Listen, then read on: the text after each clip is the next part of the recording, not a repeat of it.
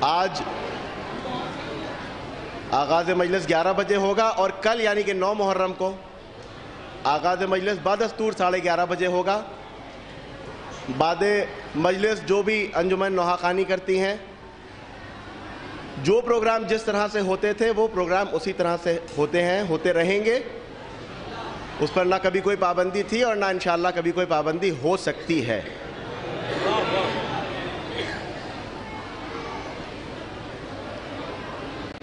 اور جیسا کہ ہمیشہ ایک کوشش رہی ہے کہ بچوں کو زیادہ سے زیادہ موقع دیا جائے، کیونکہ مستقبل کے عزادار یہی ہیں۔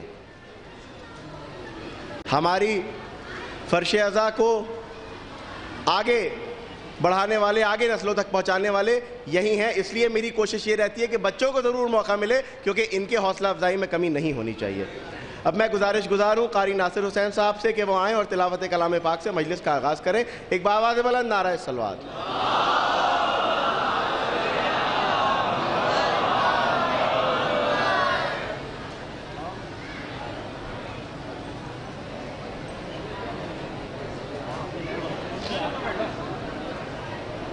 رضا بھائی تھوڑا پیچھے ہو جائیے۔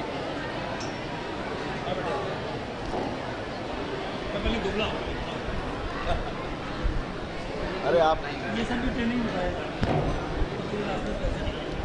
بسم اللہ، نعرہ صلوات۔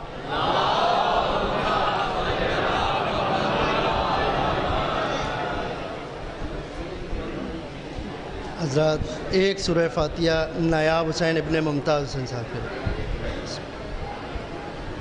آپ حضرات برائے مہربانی خاموش ہو جائیں، تلاوت شروع ہو رہی ہے۔ آپ حضرات سے گزارش ہے برائے مہربانی خاموش ہو جائیں۔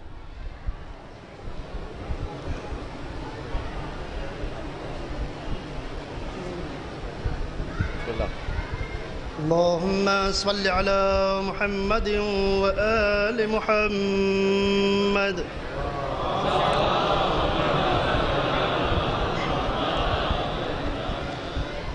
اعوذ باللہ من الشیطان اللعین الرجیم۔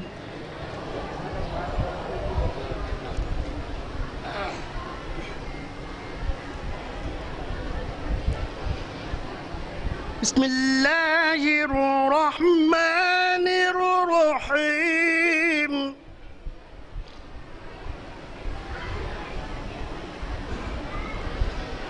والفجر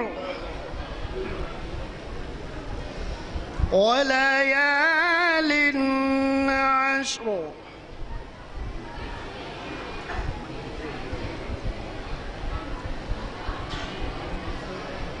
والشفع والوتر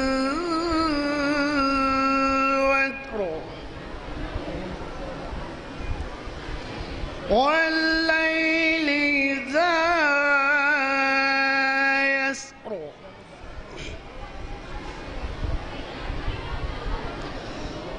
والفجر وليال عشر والشفع والوتر والليل إذا يسر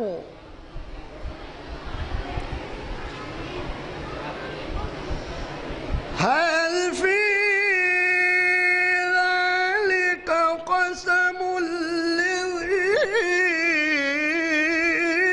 حجر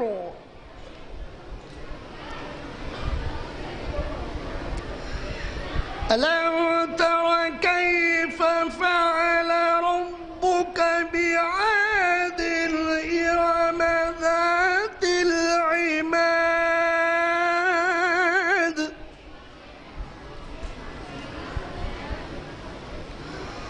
التي لم يخلق مثلها في البلاد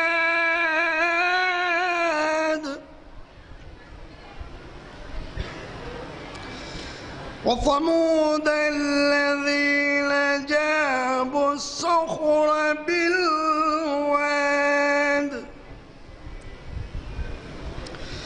وفرعون ذي الأوتاد الذين طغوا في البلاد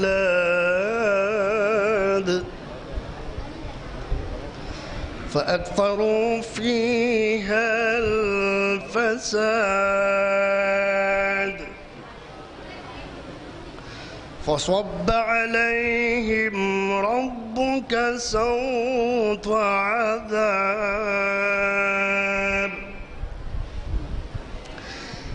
إن ربك لبالمرصاد فأما الإنسان إذا ما ابتلاه ربه فأكرمه ونعمه فيقول ربي أكرمن وأما إذا ما ابتلاه فقدر عليه رزقه فيقول ربي أهانن كلا بل لا تكرمون اليتيم ولا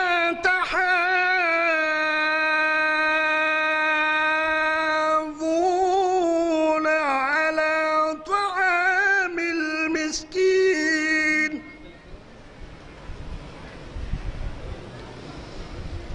وتأكلون التراث أكلا لما وتحبون المال حبا جما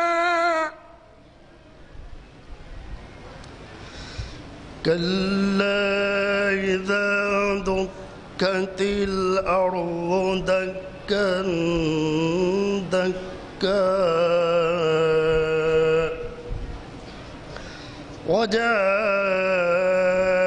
وجاء ربك والملك صفا صفا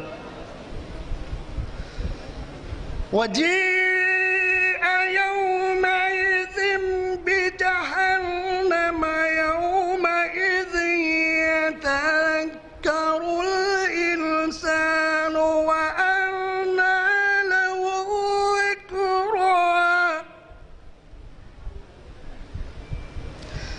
يقول يا ليتني قدمت لحياتي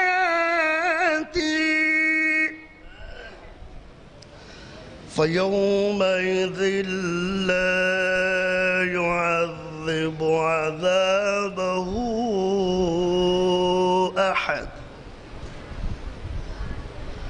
ولا يوثق وثاقه أحد يا أيتها النفس المطمئنة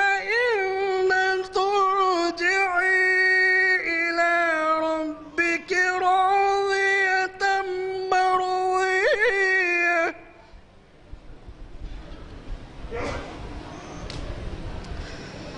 يا أيتها النفس المطمئنة ارجعي إلى ربك راضية مرضية فادخلي في عبادي وادخلي جنتي صدق الله العلي العظيم وصدق رسوله النبي الكريم اللهم صل على محمد وآل محمد صلوات الله.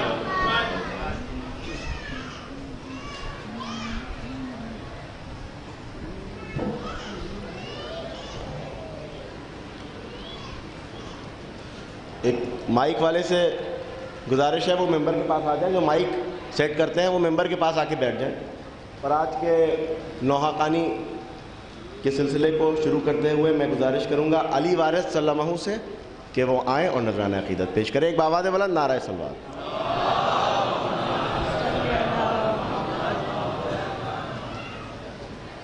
ایک نعرہ سلوات. سرکٹ کے بھی حسین کا پڑھتا ہے آیتیں, سرکٹ کے بھی حسین کا پڑھتا ہے آیتیں, نیزہ سر حسین کا منبر بنا ہوا, نیزہ سر حسین کا منبر بنا ہوا. گر ظالموں نے شہ کا جلایا تو کیا ملا, گر ظالموں نے شہ کا جلایا تو کیا ملا, ہر گھر میں حسین کا ایک گھر بنا ہوا.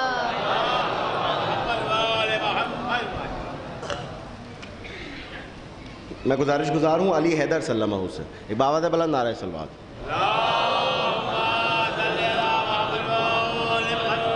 بچوں ادھر آ جاؤ, بچوں ادھر آ جاؤ. ایک درود پڑھ دے عظمت محمد و آل محمد پر.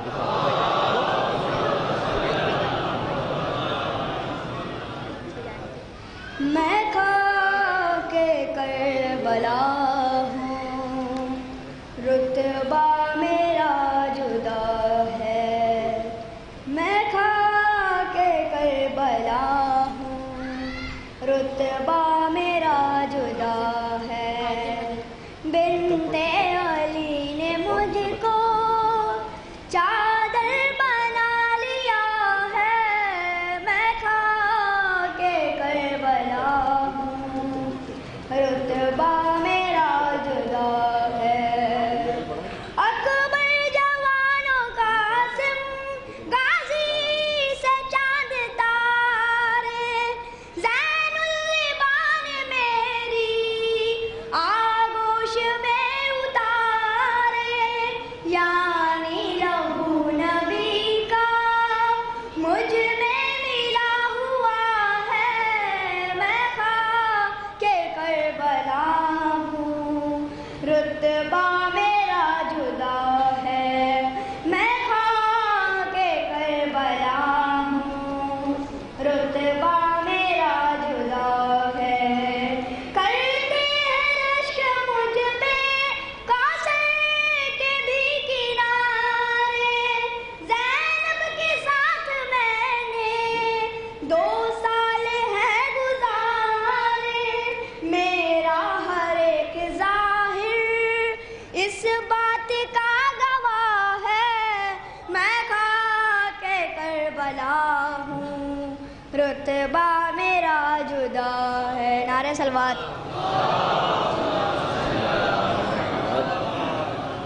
حضرات, اس سے پہلے کہ میں ایک دوسرے ننھے عزادار کو زحمت دوں, میری گزارش ہے کہ 1 مرتبہ سورہ حمد اور 3 مرتبہ سورہ توحید کی تلاوت فرما کر کے مرحومہ ام لیلہ بنت وقار حسین, مرحومہ نایاب جہاں بنت اختر حسین اور جملہ مومنین و مومنات, خصوصاً وہ کہ جو پچھلے سال تو اس فرش عزا پر موجود تھے اور آج ہمارے درمیان نہیں ہیں, ان کی روح کو بخشے.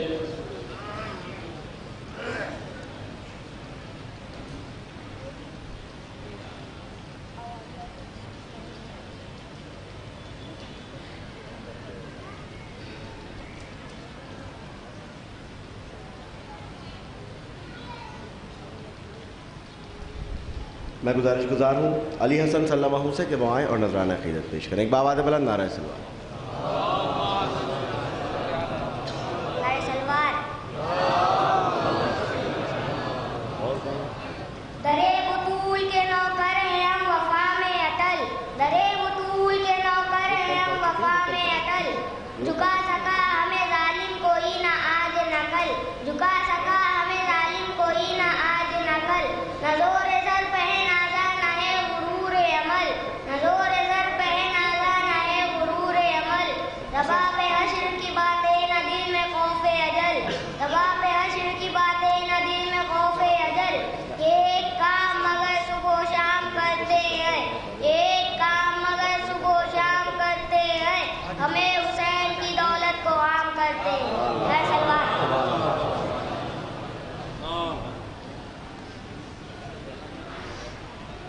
میری گزارش ہے جناب رہبر عباس صاحب سے کہ وہ آئیں اور نذرانہ عقیدت پیش کریں. ایک باواد بلند نعرہ سلوات.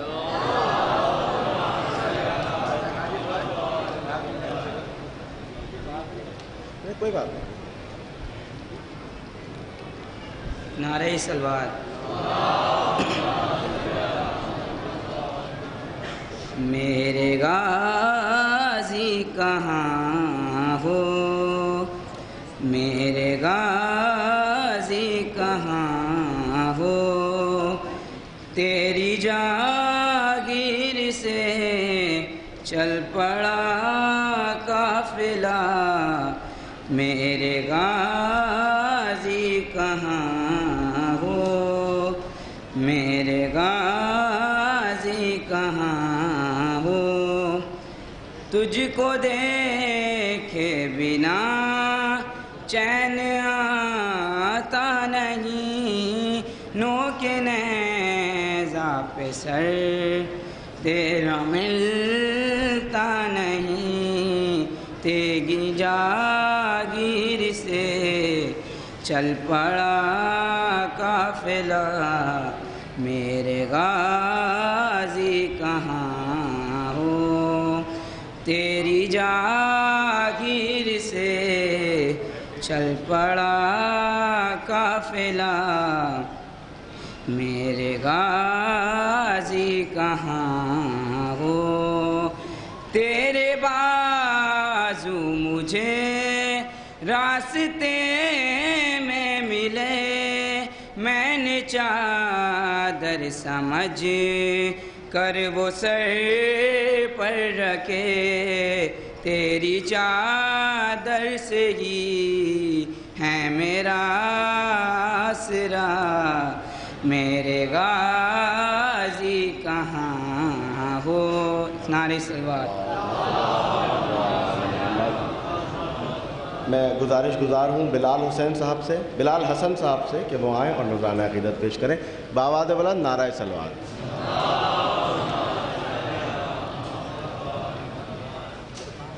اور گزارش ہے ان حضرات سے، میری گزارش ہے جنہوں نے نذرانہ عقیدت کے لیے نام لکھا ہے، برائے مہربانی ممبر کے پاس ہی آ جائیں۔ ایک نعرہ سلوات تصور کیے گا، انشاءاللہ مصائب ہوں گے۔ خیام جل چکے عباس اب تو آ جاؤ، خیام جل چکے عباس اب تو آ جاؤ، یہ کالی رات یہ تنہائی کیا کرے زینب، سبھی چلے گئے اسیر بلا رہے زینب، یہ چاہتے ہو اسیر بلا رہے زینب، یہاں سے شام تلک بے ردا رہے زینب، خدا کے واسطے آ کر کہیں بٹھا جاؤ، خیام جل چکے عباس اب تو آ جاؤ، خیام جل چکے عباس اب تو آ جاؤ، ہمارا ساتھ اگر ناگوار ہے بھیا، یہ بے بسی یہ نگاہ دل سے پیار ہے بھیا، ترائی سے تمہیں اتنا ہی پیار ہے بھیا، تو لوٹ جانا تمہیں اختیار ہے بھیا، ذرا سی دیر کو آ کر کہیں بٹھا جاؤ، خیام جل چکے عباس اب تو آ جاؤ، خیام جل چکے عباس اب تو آ جاؤ، تمہاری بیوہ تو بیٹھی ہے سر جھکائے ہوئے، ردا تو چھن گئی بالوں سے منہ چھپائے ہوئے، جو آگ دل میں لگی ہے اسے دبائے ہوئے، تمہارے بچوں کو دل سے مگر لگائے ہوئے، یتیم کیسے پلیں گے انہیں بتا جاؤ، خیام جل چکے عباس اب تو آ جاؤ، خیام جل چکے عباس۔ گزارش ہے حسین رضوی صلی اللہ علیہ وسلم بآواز بلند نعرہ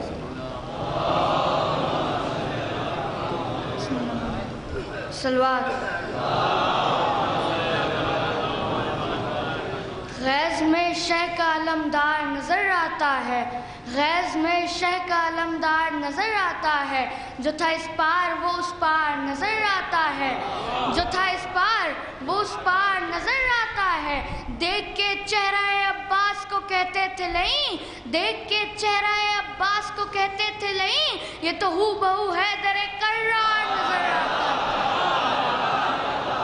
تشنگی ہو گئی جب تیرے حوالے عباس، تو کیوں نہ کرتا رہے دریا تجھے سجدے عباس، تو قمر ہے بنی ہاشم کا تو پھر کیوں نہ سارے عالم سے ملے تجھے اجالے عباس، اس لیے ظالموں نے ہاتھ تیرے کاٹ دیے، خوف تھا ان کو کہ دریا نہ اٹھا لے عباس، خوف تھا ان کو، خوف تھا۔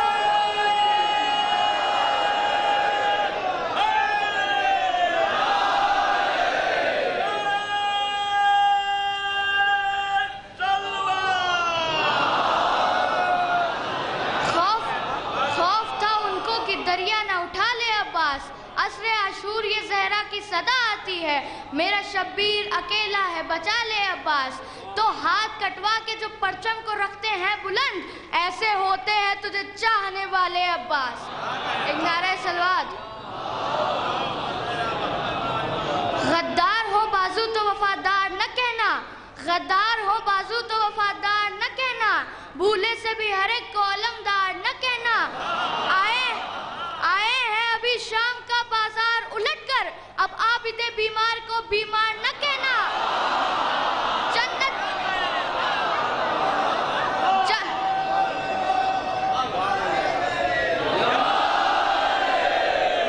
جنت سے بھی عباس کے پرچم کو اٹھا کر، جنت سے بھی عباس کے پرچم کو اٹھا کر، اگر ہم نہ دکھا دیں تو آزادار نہ کہنا۔ نعرہ حیدری۔ اب ان کا تعارف بھی آپ سے کرا دیں، یہ حسینی شاعر حضرت فضل نقوی صاحب کے پوتے ہیں۔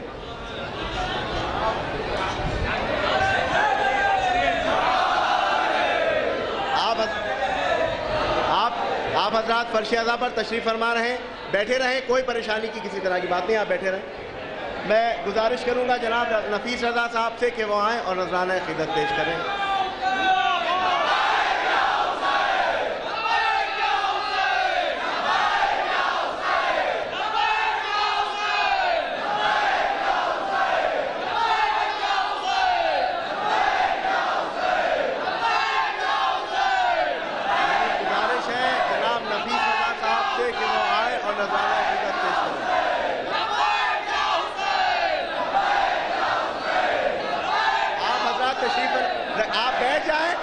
مجلس کو ڈسٹرب نہ کریں، بیٹھ جائیے بیٹھ جائیے بیٹھ جائیے بیٹھ جائیے، میری بہنوں سے گزارش ہے برائے مہربانی تشریف رکھیں، بیٹھیے بیٹھ جائیے بیٹھ جائیے بیٹھ جائیے، مجلس ہونے دیجیے، دوران مجلس ڈسٹربنس نہ کریے، مجلس کا جو پروگرام چل رہا ہے اس کو ڈسٹرب نہ کریے۔ آپ حضرات جو میری بہنیں، میری گزارش ہے، آپ خواتین سے میری گزارش ہے برائے مہربانی بیٹھ جائیے، فرش اعضا پر مجلس کے پروگرام کو ڈسٹرب نہ کریے، آپ بیٹھے رہیے۔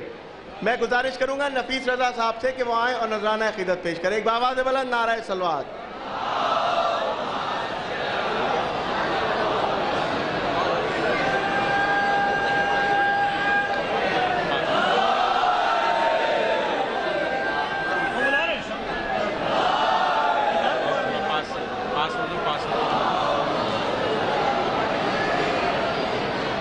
کی موجائے آب روا پیاس نہیں بن سکتا، کی موجائے آب روا پیاس نہیں بن سکتا، سنگریزہ کبھی الماس نہیں بن سکتا، سنگریزہ کبھی الماس نہیں بن سکتا۔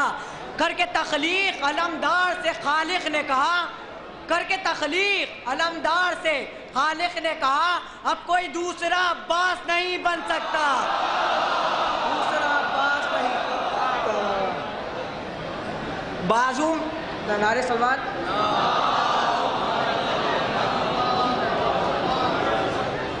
کی علم پاک رسالت کا ثمر لگتا ہے، کی علم پاک رسالت کا ثمر لگتا ہے، آل عمران کے گلشر کا شجر لگتا ہے، آل عمران کے گلشر کا شجر لگتا ہے۔ اس کی عظمت میں زمانے کو بتاؤں کیسے، اس کی عظمت میں زمانے کو بتاؤں کیسے، باوضو ہو کے بھی چھوتے ہوئے ڈر لگتا ہے، باوضو ہو کے بھی چھوتے ہوئے ڈر لگتا ہے۔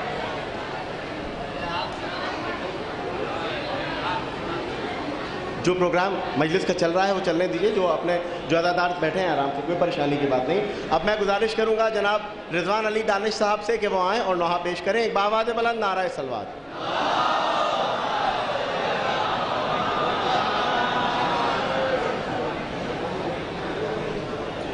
ایک آواز بلند نعرہ صلوات ہو جائے آپ لوگ۔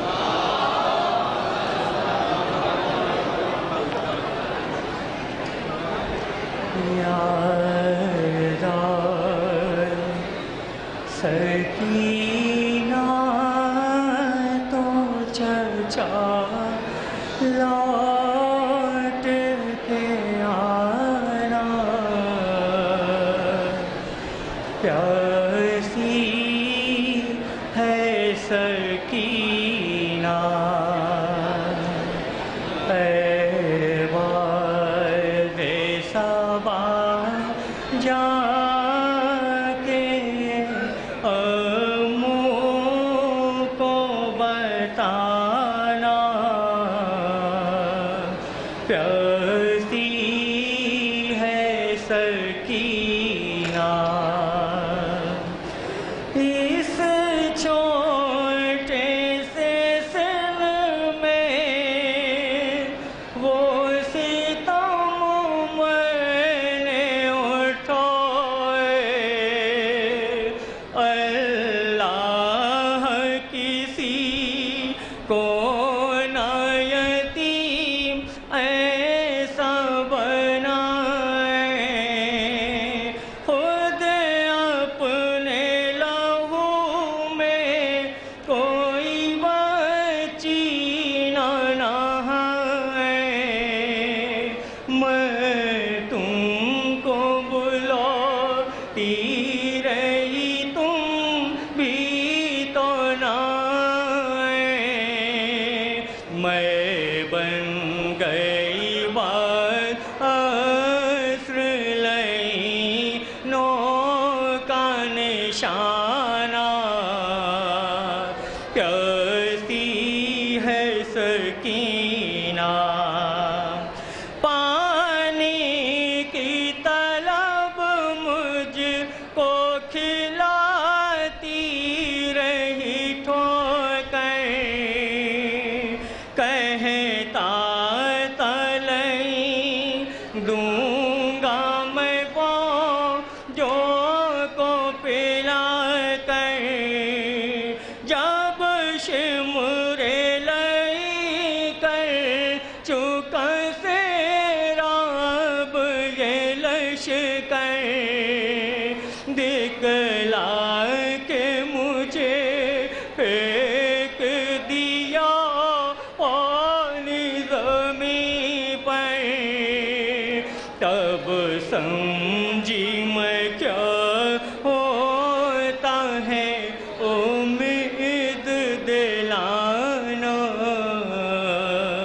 پیاسی ہے سکینہ ایک جام ہوا شام میں غریبا میں میسر، وہ کوزہ میں رکھ آئی تھی اصغر کی لحد پر، تھا مجھ سے بھی چھوٹا میرا بھیا میرا اصغر، شرمندہ میں ہو جاتی چچا پیاس بجھا کر، اب اپنے ہی ہاتھوں سے میری پیاس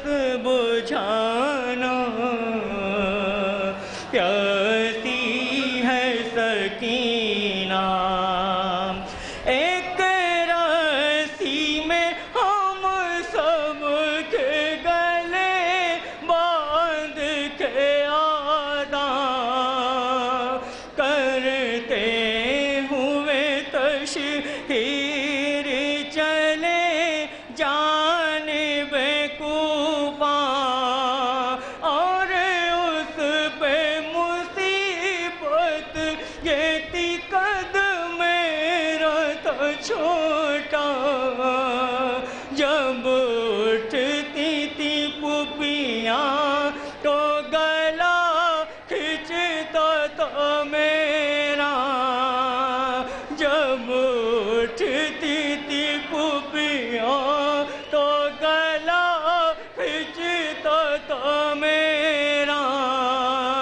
گردن کا میرے زخم چچا دیکھنے آنا،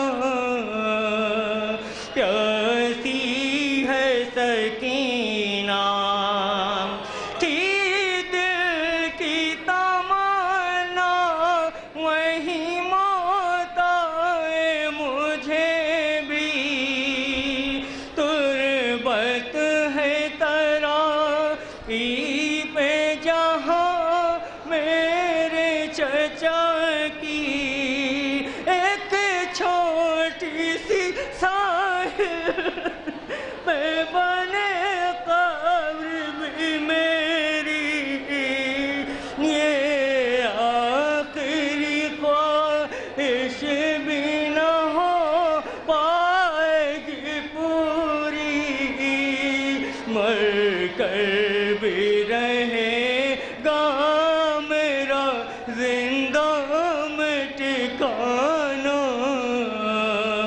پیاسی ہے سکینہ یاد آئے سکینہ تو چچا لوٹ کے آنا، پیاسی ہے سکینہ۔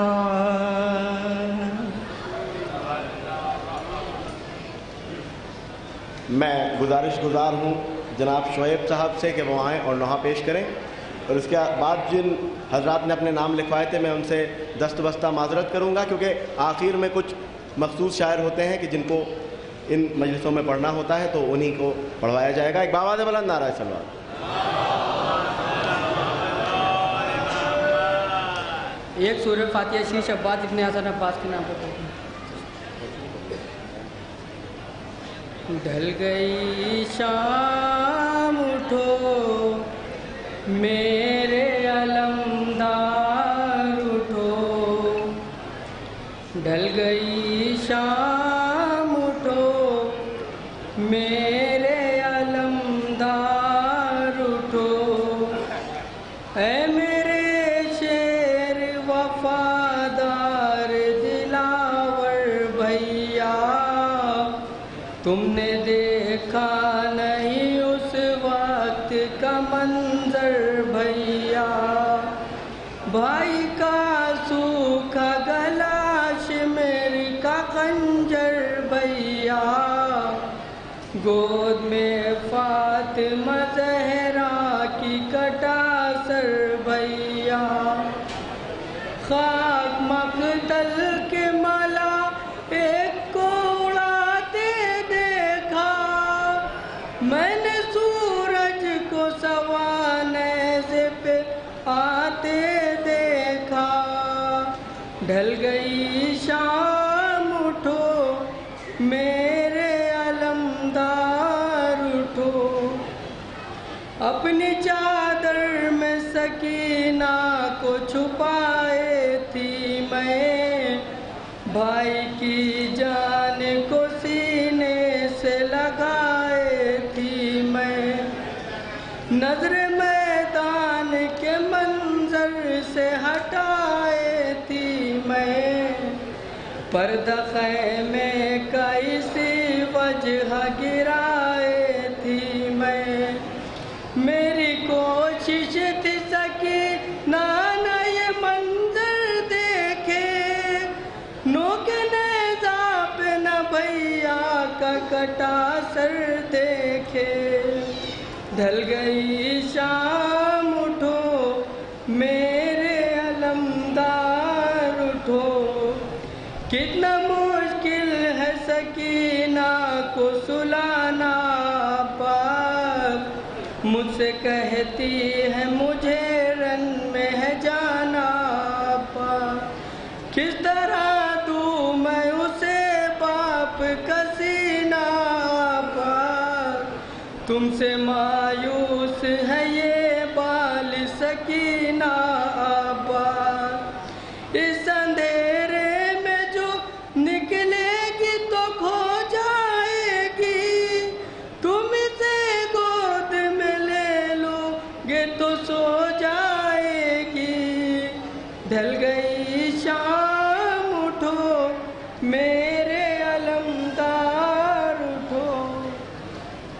میں گزارش کروں گا معظم صاحب سے کہ وہ آئیں اور نذرانہ عقیدت پیش کریں. ایک بابا بلند نعرہ سے.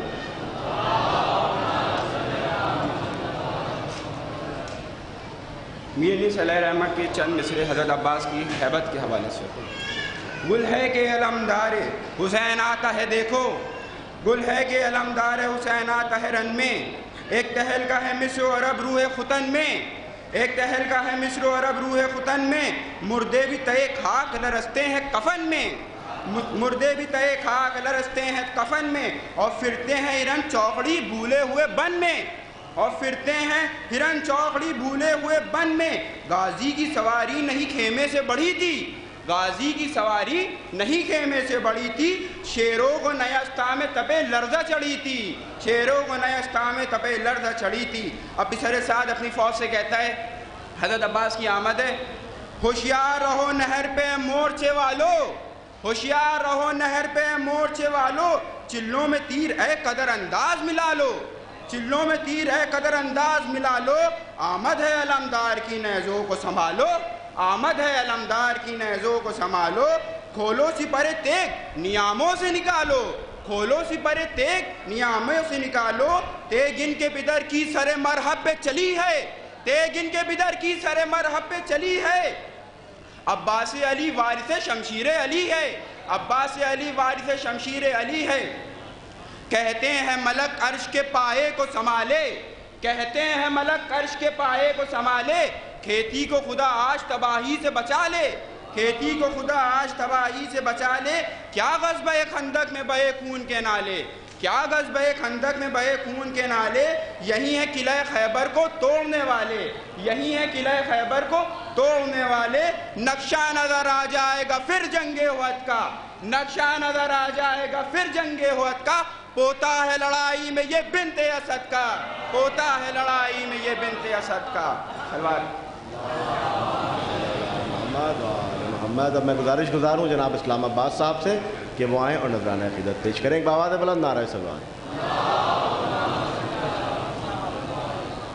اسلام عابدی صاحب.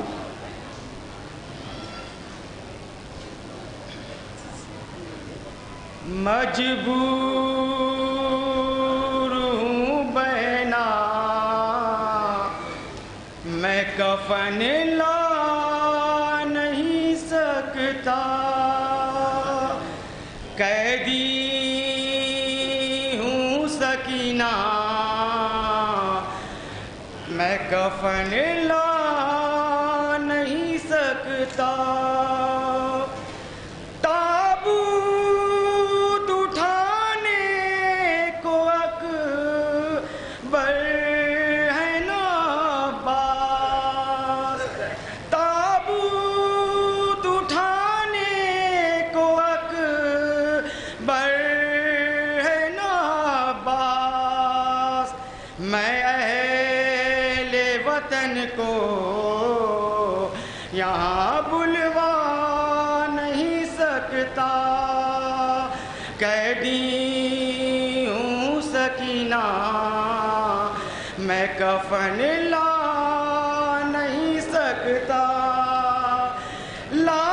لاچار ہے سجاد سے کیوں روٹھ گئی تم، لاچار ہے سجاد سے کیوں روٹھ گئی تم، سجاد کو ہر آنکھ کے دلوا نہیں سکتا، قیدی ہوں سکینہ میں کفن لا نہیں سکتا، بہنا انہی کپڑوں میں تمہیں دفن کروں گا، مجبور ہوں ننھا سا کفن لا نہیں سکتا،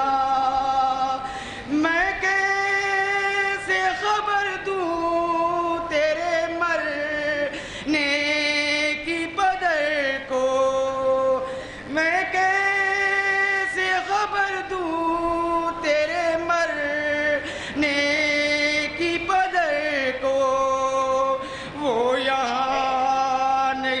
سکتے، میں وہاں جا نہیں سکتا، قیدی ہوں سکینہ، میں کفن لا نہیں سکتا، بہنا تیرے لاشے کو اکیلے ہی دفن کروں گا، بہنا تیرے لاشے کو اکیلے ہی اٹھاؤں گا، غیروں سے تیرا لاشا میں اٹھوا نہیں سکتا، قیدی ہوں سکینہ، میں کفن لا نہیں سکتا۔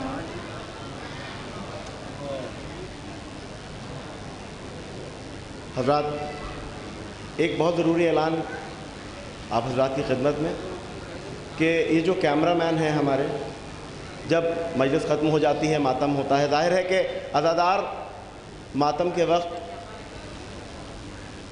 خود اپنے آپ کو سنبھالنا ان کے لیے بہت مشکل ہوتا ہے، لیکن میری گزارش ہے کہ ان کیمرہ مین کا بھی خیال رکھا جائے، کیونکہ یہ کوئی عام کیمرہ مین نہیں ہے، ان کے ذریعے جو اس وبا کی بیڑیوں میں بندھے ہوئے اس عزاخانے میں تشریف نہیں لا سکتے، جو اس عزاخانے میں پرسہ دینے حاضر نہیں ہو پا رہے، وہ ان کے ذریعے ہی ان مجلسوں میں شرکت کر رہے ہیں، تو ہمیں ان کا بھی احترام کرنا ضروری ہے۔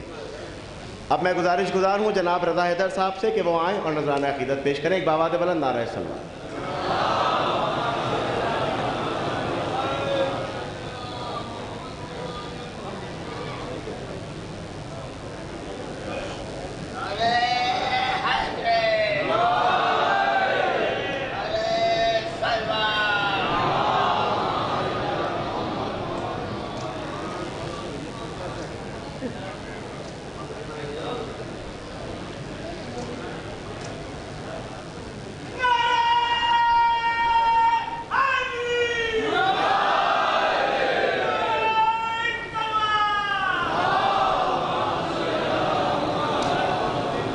ایک اور سلوات پڑھیں گے۔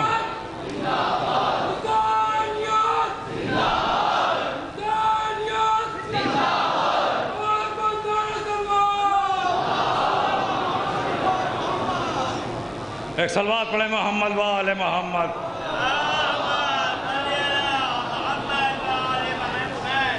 میں سلام پڑھنے سے پہلے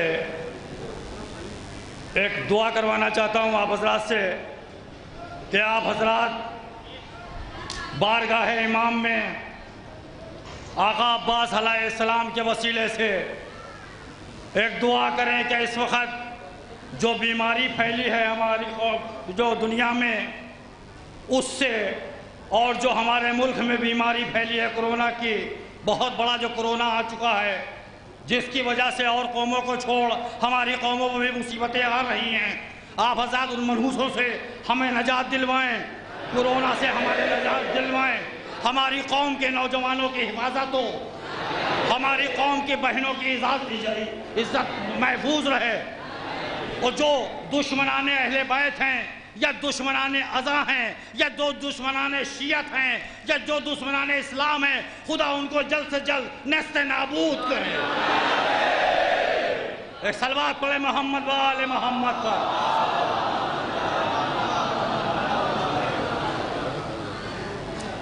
مطلب پیش سماعت فرمائیں کہ دین خدا کی شان ہے، بیٹھ جاؤ بھیا بیٹھ جاؤ، عباس کا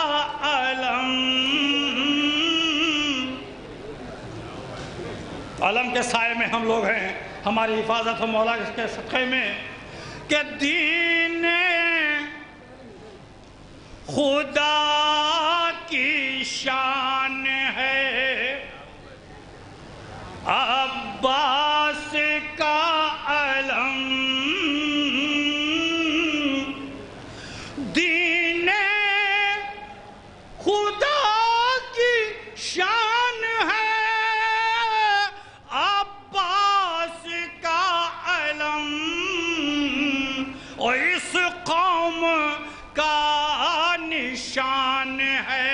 عباس کا علم اس قوم کا نشان ہے، عباس کا علم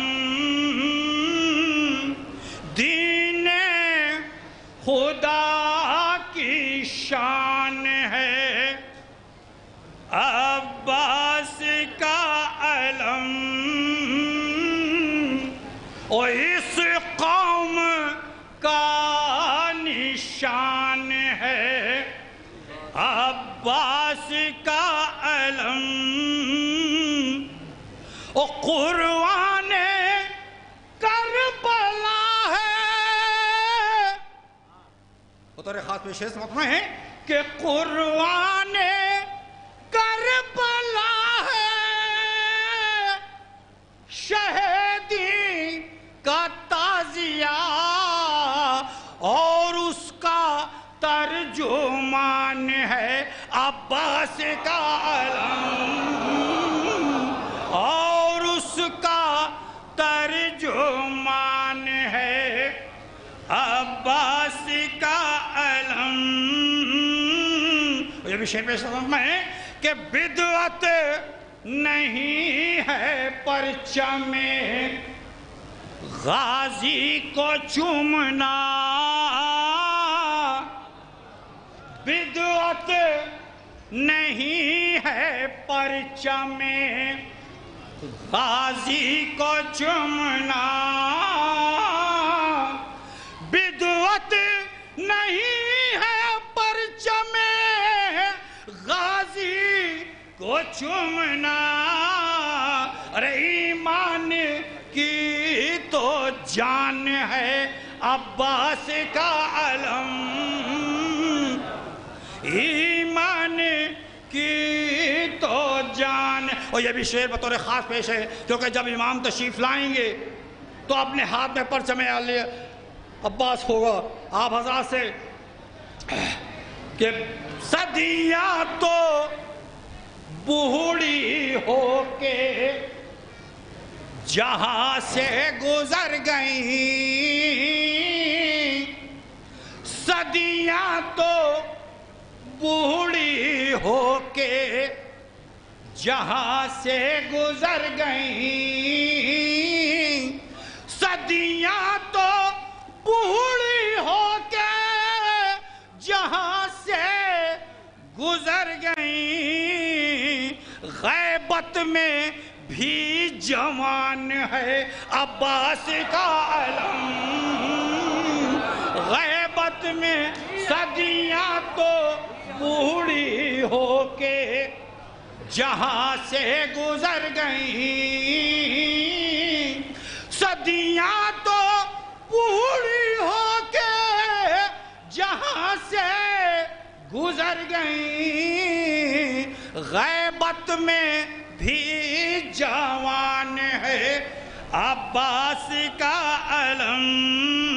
اور یہ بھی شعر پر سماعت فرمائے بطور خاص پیش ہے کہ کل خانہ خدا میں تھے مہمان مرتضیٰ، بطور خاص پیش ہے کہ کل خانہ خدا میں تھے مہمان مرتضیٰ،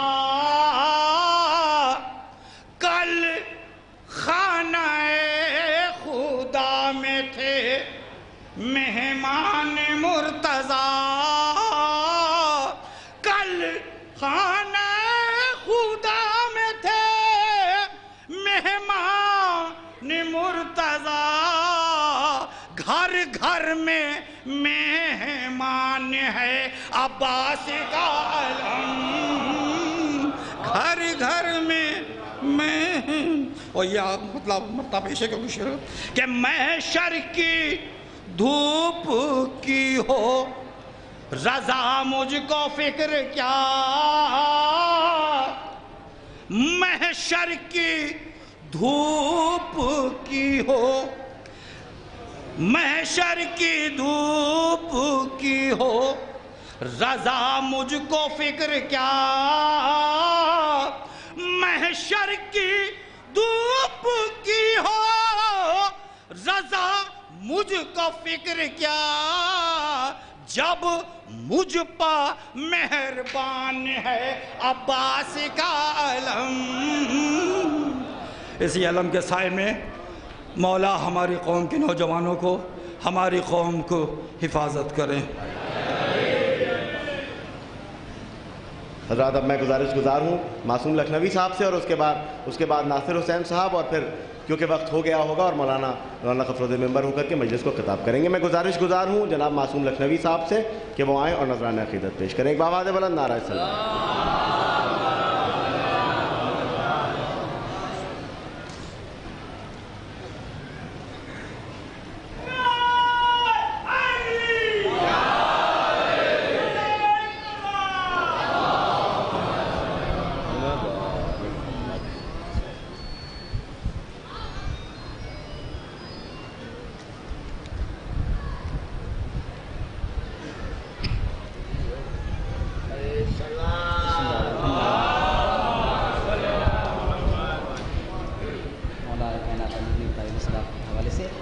ایک قطعہ سماعت میں۔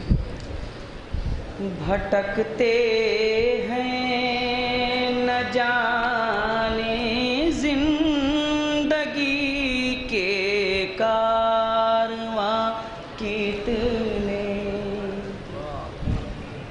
علی کو چھوڑ کے لوگ بھٹکتے ہیں۔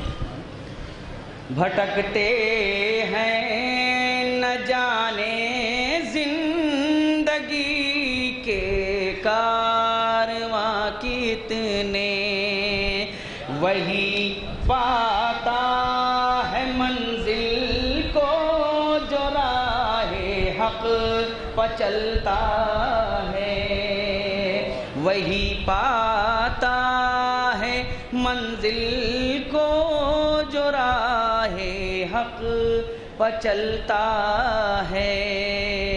بلائیں خود سرک کر راستہ دے دیتی ہیں اس کو، بلائیں خود سرک کر راستہ دے دیتی ہیں اس کو، علی کا نام لے کر جب کوئی گھر سے نکلتا ہے، علی کا نام لے کر جب کوئی گھر سے نکلتا ہے۔ ایک نعرہ صلوات اور بھیجا حضرات۔ ایک مطلب شعر مولا عباس کے حوالے سے سماعت فرمائیں۔ ایک نعرہ صلوات اور بھیجا حضرات۔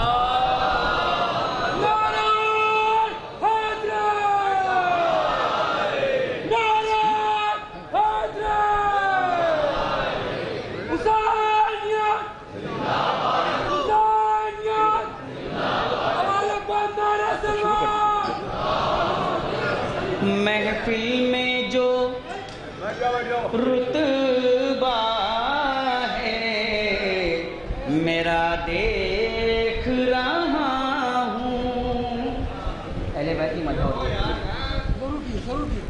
محفل میں جو رتبہ ہے میرا دیکھ رہا ہوں، منبر سے میں مولا کی عطا دیکھ رہا ہوں، منبر سے میں مولا کی عطا دیکھ رہا ہوں، ساحل پہ ہے عباس سے۔ ایک نعرہ صلوات دو جا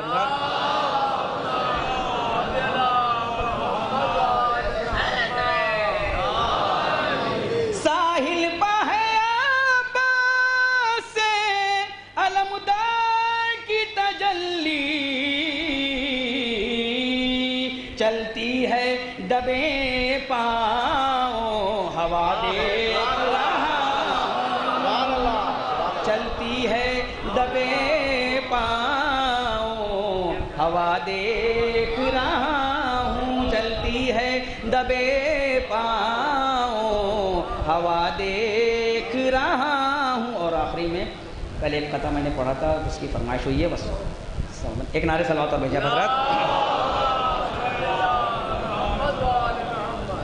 اس لیے آپ کے قدموں سے لگی ہیں آنکھیں,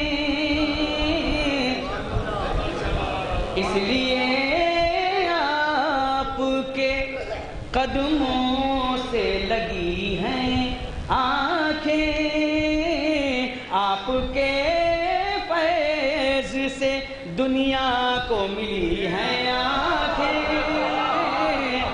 آپ کے فیض سے دنیا کو ملی ہیں آنکھیں, جن کو حسنین کے رتبے نہیں آتے ہیں نظر, جن کو حسنین کے رتبے نہیں آتے ہیں نظر, ان قلم کاروں کی کیا پھوٹ گئی ہیں آنکھیں,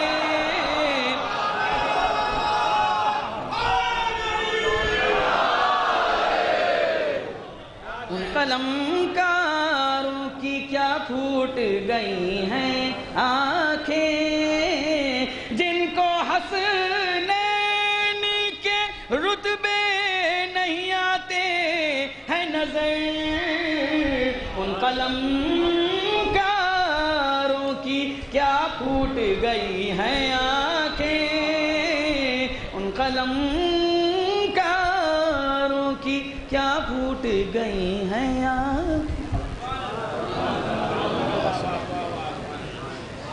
دیکھتا ہی رہا حیرت سے یہ منظر سورج, دیکھتا ہی رہا حیرت سے یہ منظر سورج, ایک صحرا میں تھے ایک ساتھ 72 سورج, دیکھتا ہی رہا حیرت سے یہ منظر سورج, ایک صحرا میں تھے ایک ساتھ 72 سورج, اور آج چمکے گا فقط ایک علم کا پنجہ, آج چمکے گا فقط ایک علم کا پنجہ, آج شرمندہ بہت ہوگا نکل کر سورج, آج شرمندہ بہت ہوگا نکل کر سورج, اور روشنی پر تو حکومت ہے بنی ہاشم کی, روشنی پر تو حکومت ہے بنی ہاشم کی, چاند عباس ہیں اور سبط پیمبر سورج, چاند عباس ہیں اور سبط پیمبر سورج. حضرات دامن وقت میں گنجائش بالکل نہیں ہے, اور مولانا کسی بھی وقت تشریف لائیں گے, اور آغاز مجلس بالکل پابندی وقت سے ہوگا.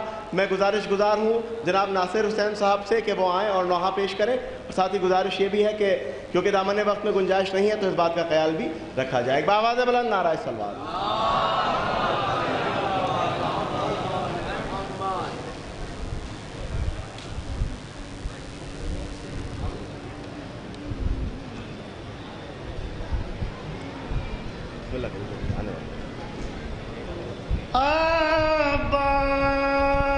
عباس تم کہاں ہو,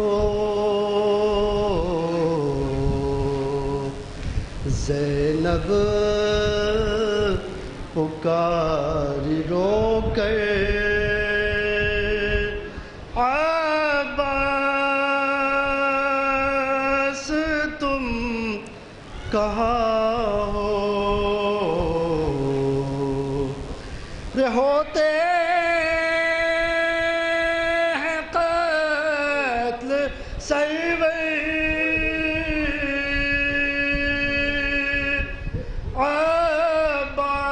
عباس تم کہاں ہو,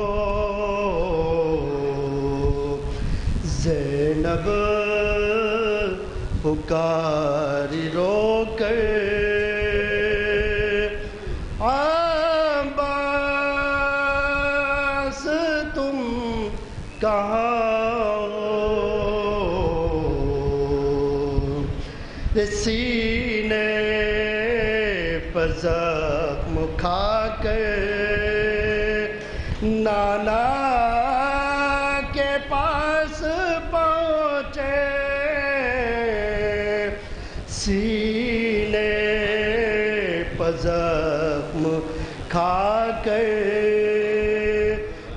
مولانا کے پاس پہنچے ہم صورت پیمبر عباس تم کہاں ہو زینب پکاری رو کر عباس تم کہاں ہو بھائی اکیلے میت بیٹے کی لا رہے بھائی اکیلے میت بیٹے کی لا رہے دے دو سہارا کر عباس تم کہاں ہو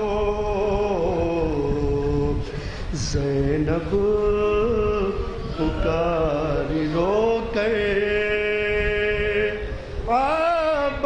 عباس تم کہاں ہو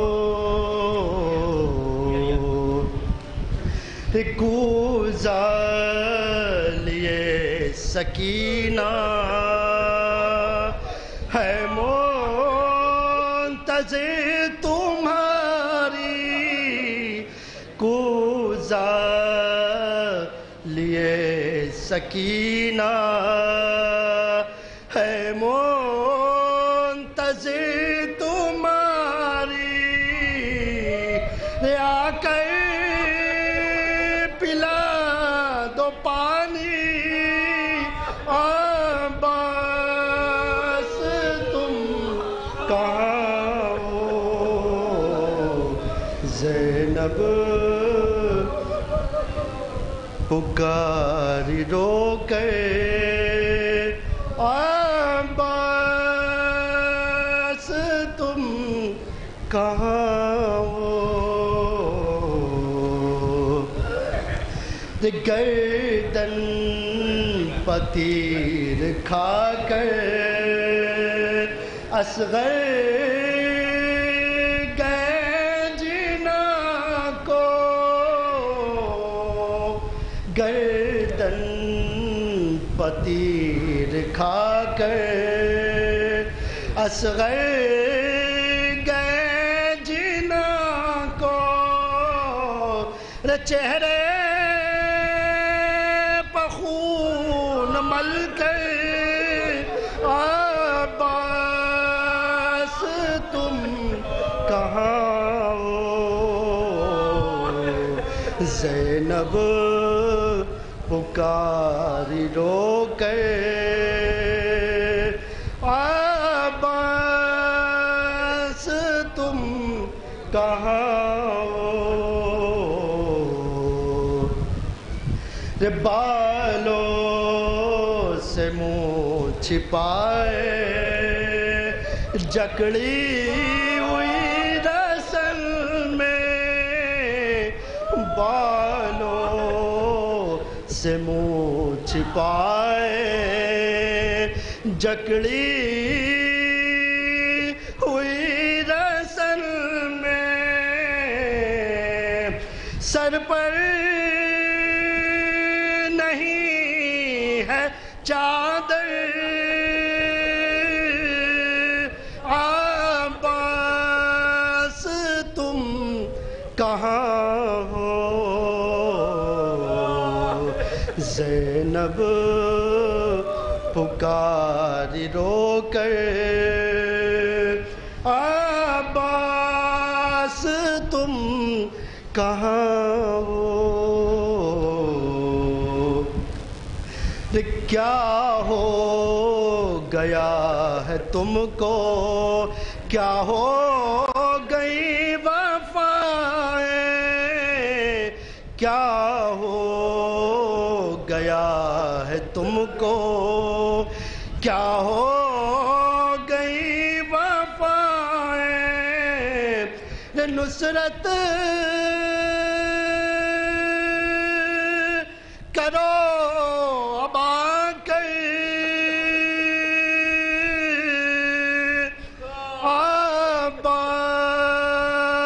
عباس تم کہاں ہو زینب پکاری رو کر عباس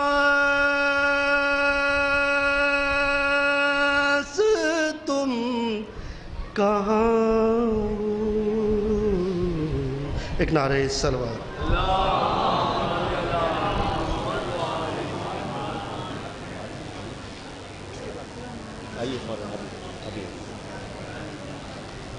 حضرات فرش اعزاء پر ہمارے ایک بہت ہی خاص مہمان محترم سوامی سارنگ صاحب موجود ہیں. میں ان کا استقبال اس شعر کے ساتھ کروں گا کہ تفریق رنگ و نسل سے اوپر ہے کربلا، تفریق رنگ و نسل سے اوپر ہے کربلا، انسانیت پسندوں کا محور ہے کربلا، انسانیت پسندوں کا محور ہے کربلا. میں گزارش کروں گا شری سوامی سارنگ جی سے کہ وہ آئیں اور نذرانہ عقیدت پیش کریں. ایک باآواز بلند نعرہ صلوات.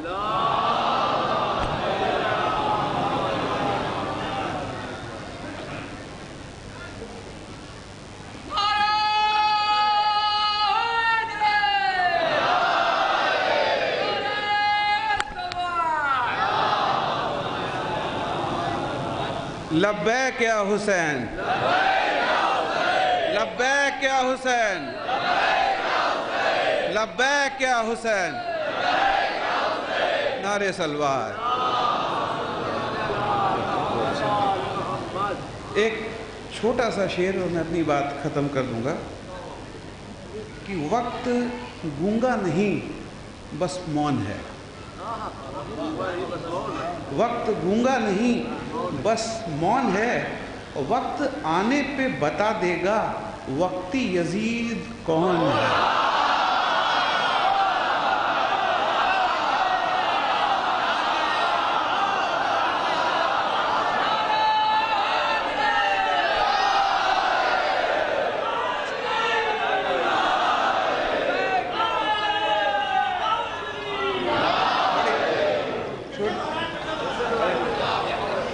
تعلقات کو رکھتا ہوں جاتیات سے دور،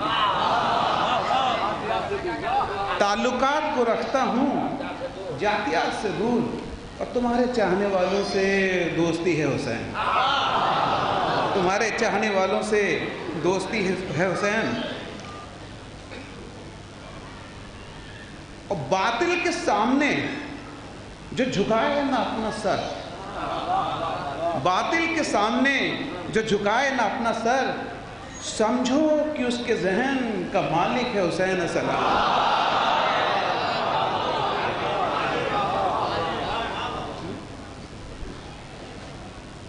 دیکھیے محرم پہلی بات تو تہوار نہیں ہے، اور جو سرکار میں لکھا جاتا ہے کہ تہوار کی چھٹی ہم اس کا وروध کرتے ہیں. یہ غم کا مہینہ ہے. امام حسین علیہ السلام نے اپنی قربانی ان 72 لوگوں کے ساتھ دی اور ایک ایسا مقام بنایا کہ پوری دنیا میں کہیں پہ بھی اگر شانتی کی بات ہوتی ہے تو ذکر حسین ضرور آتا ہے، اگر نہیں آتا تو وہ شانتی شانتی نہیں ہے.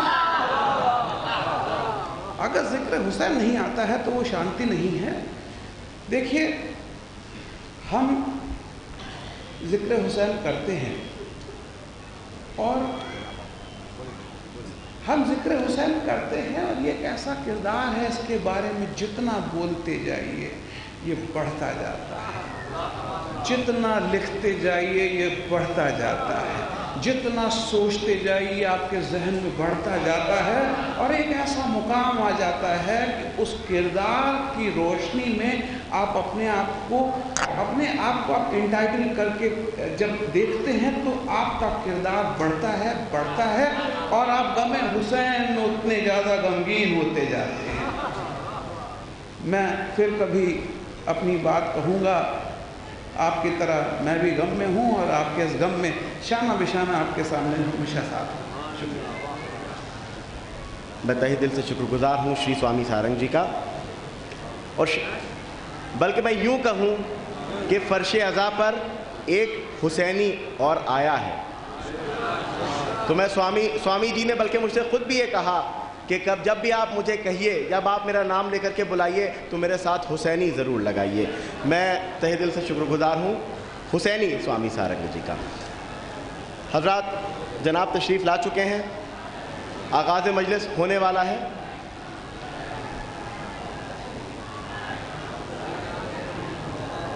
آئیے ایک بار نعرہ لبیک یا حسین سے مولانا کا استقبال کریں. لبیک یا حسین، لبیک یا حسین.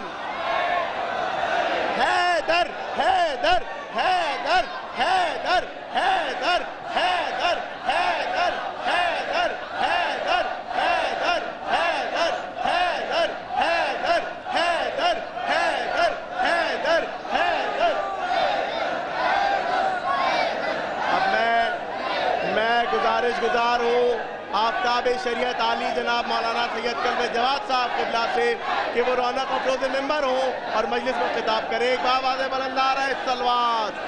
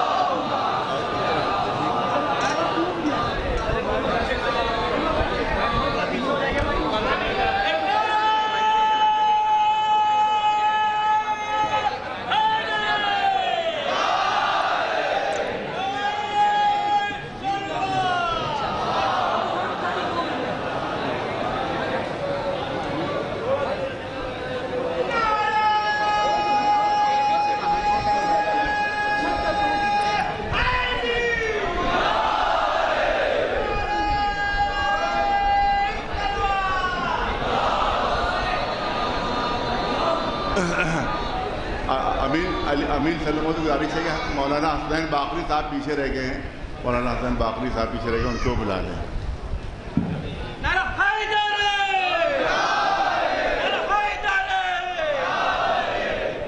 آگے رہنے دیں.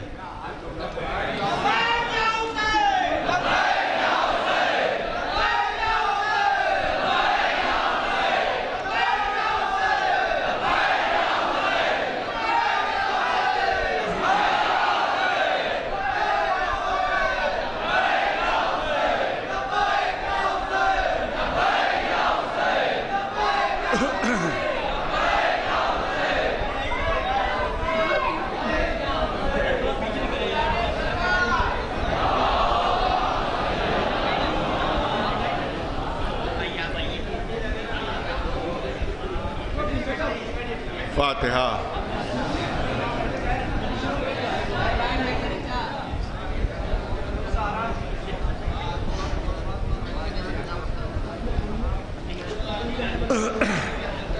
اعوذ باللہ السمیع العلیم من الشیطان اللعین الرجیم. بسم اللہ الرحمن الرحیم.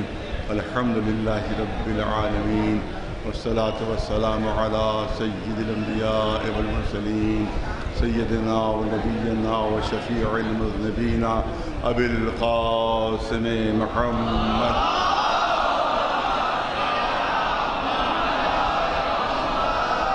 اہل بیت الطیبین الطاہرین المعصومین.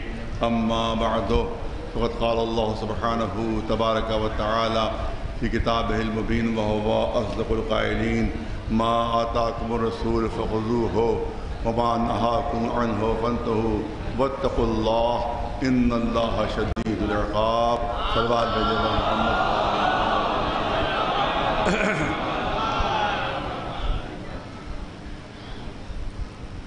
صحت کی دعا ہے.